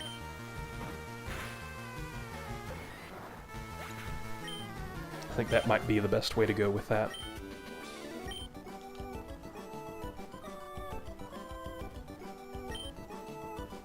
Which also is the place where you can find Zapdos. Alright, let's go with Ninetales. Well, no, because these guys have had, like, Machops and stuff, I think. Yeah, let's heal up Banana. Because we always, you know, we pass by these healing items, but we never actually use them, so I'm just going to use them now. It's a nice little animation plays there. And also, thank you again for the likes. It's very kind of you to send those over.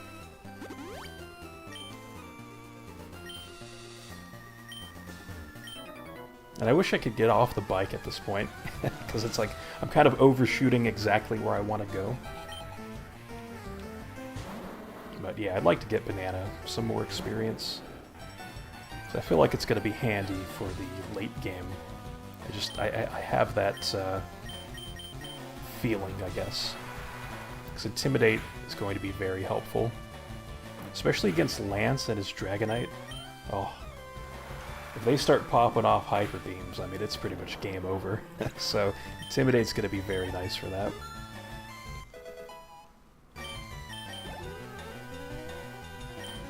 Alright. We'll just use Surf Spam at this point. But I think we're actually at the tail end of what I wanted to do. Where once we're done with these bikers, and then there's also, like, a little cut section in this route. Because I think that's where you get Fly.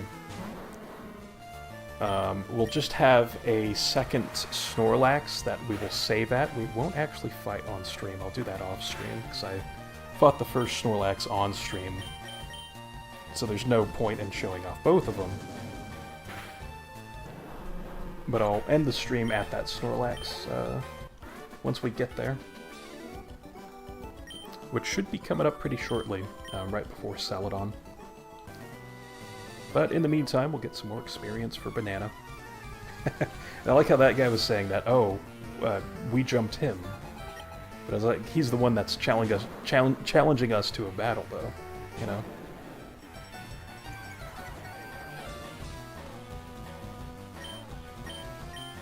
It's like we're just kind of walking around the place, you know? I feel like that's one of those moments where DL would talk about it's like what he's experienced in a joking way. Yeah, exactly. Very aggressive trainers up here. Poisoning banana as well. Absolute scumbags. But give a nice experience, though. Something that we can do since we're by the department store is also stock up on items. So I'm kind of okay just using a lot of my healing items and the last antidote we have. So we can buy more at the department store that's nearby. And we have a lot of money now, so that'll be nice. Yes, exactly. Very rude of them.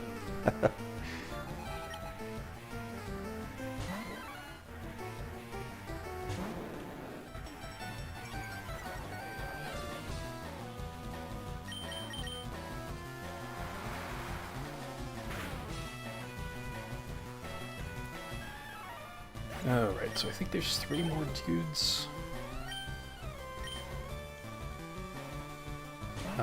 Well, actually, maybe 2 more after this trainer. You know what, Gaz? I hope you end up doing the 100 egg run. Because I was thinking right now, after the stream, I'm gonna make some rice and chicken like I always do, and just enjoy myself watching you play through some Spyro 3. Sounds very cozy to do. Or actually, I might have a coffee first. Wouldn't mind having some coffee. Yes, very healthy lunch. Let's see, it's not necessarily like it's kind of coinciding with like New Year's and how a lot of people have like New Year's resolutions to eat healthier and stuff like that. But I was kind of doing this in the month of December anyway, where it's like, you know what, I'm gonna try to cut back on like those easy to make microwavable meals, you know, and maybe you know, try cooking a little bit more. So I've always liked, you know, rice and chicken. It's very tasty. I even bought some broccoli too. I also like broccoli. Pretty standard combination of different food items. So yeah. So yeah, I should be buying this more often. Also saving money too, because rice is pretty cheap.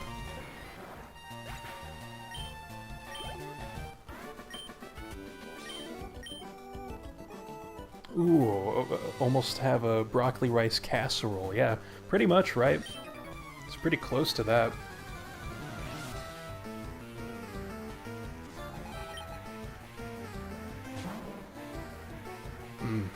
It's like now all this talk about food, it's like, oh, I wouldn't mind just diving right into that right now, just ending stream now. But no, I'll finish the rest of this route for sure. Watch us get poisoned. Oh, these jerks. I swear, Banana cannot catch a break at all with the poison. It's all the time, Gyarados always gets poisoned during these, like, bulk sections of trainers. They're absolutely relentless. Alright, let's go ahead and use, let's use Eric, the poison resistance.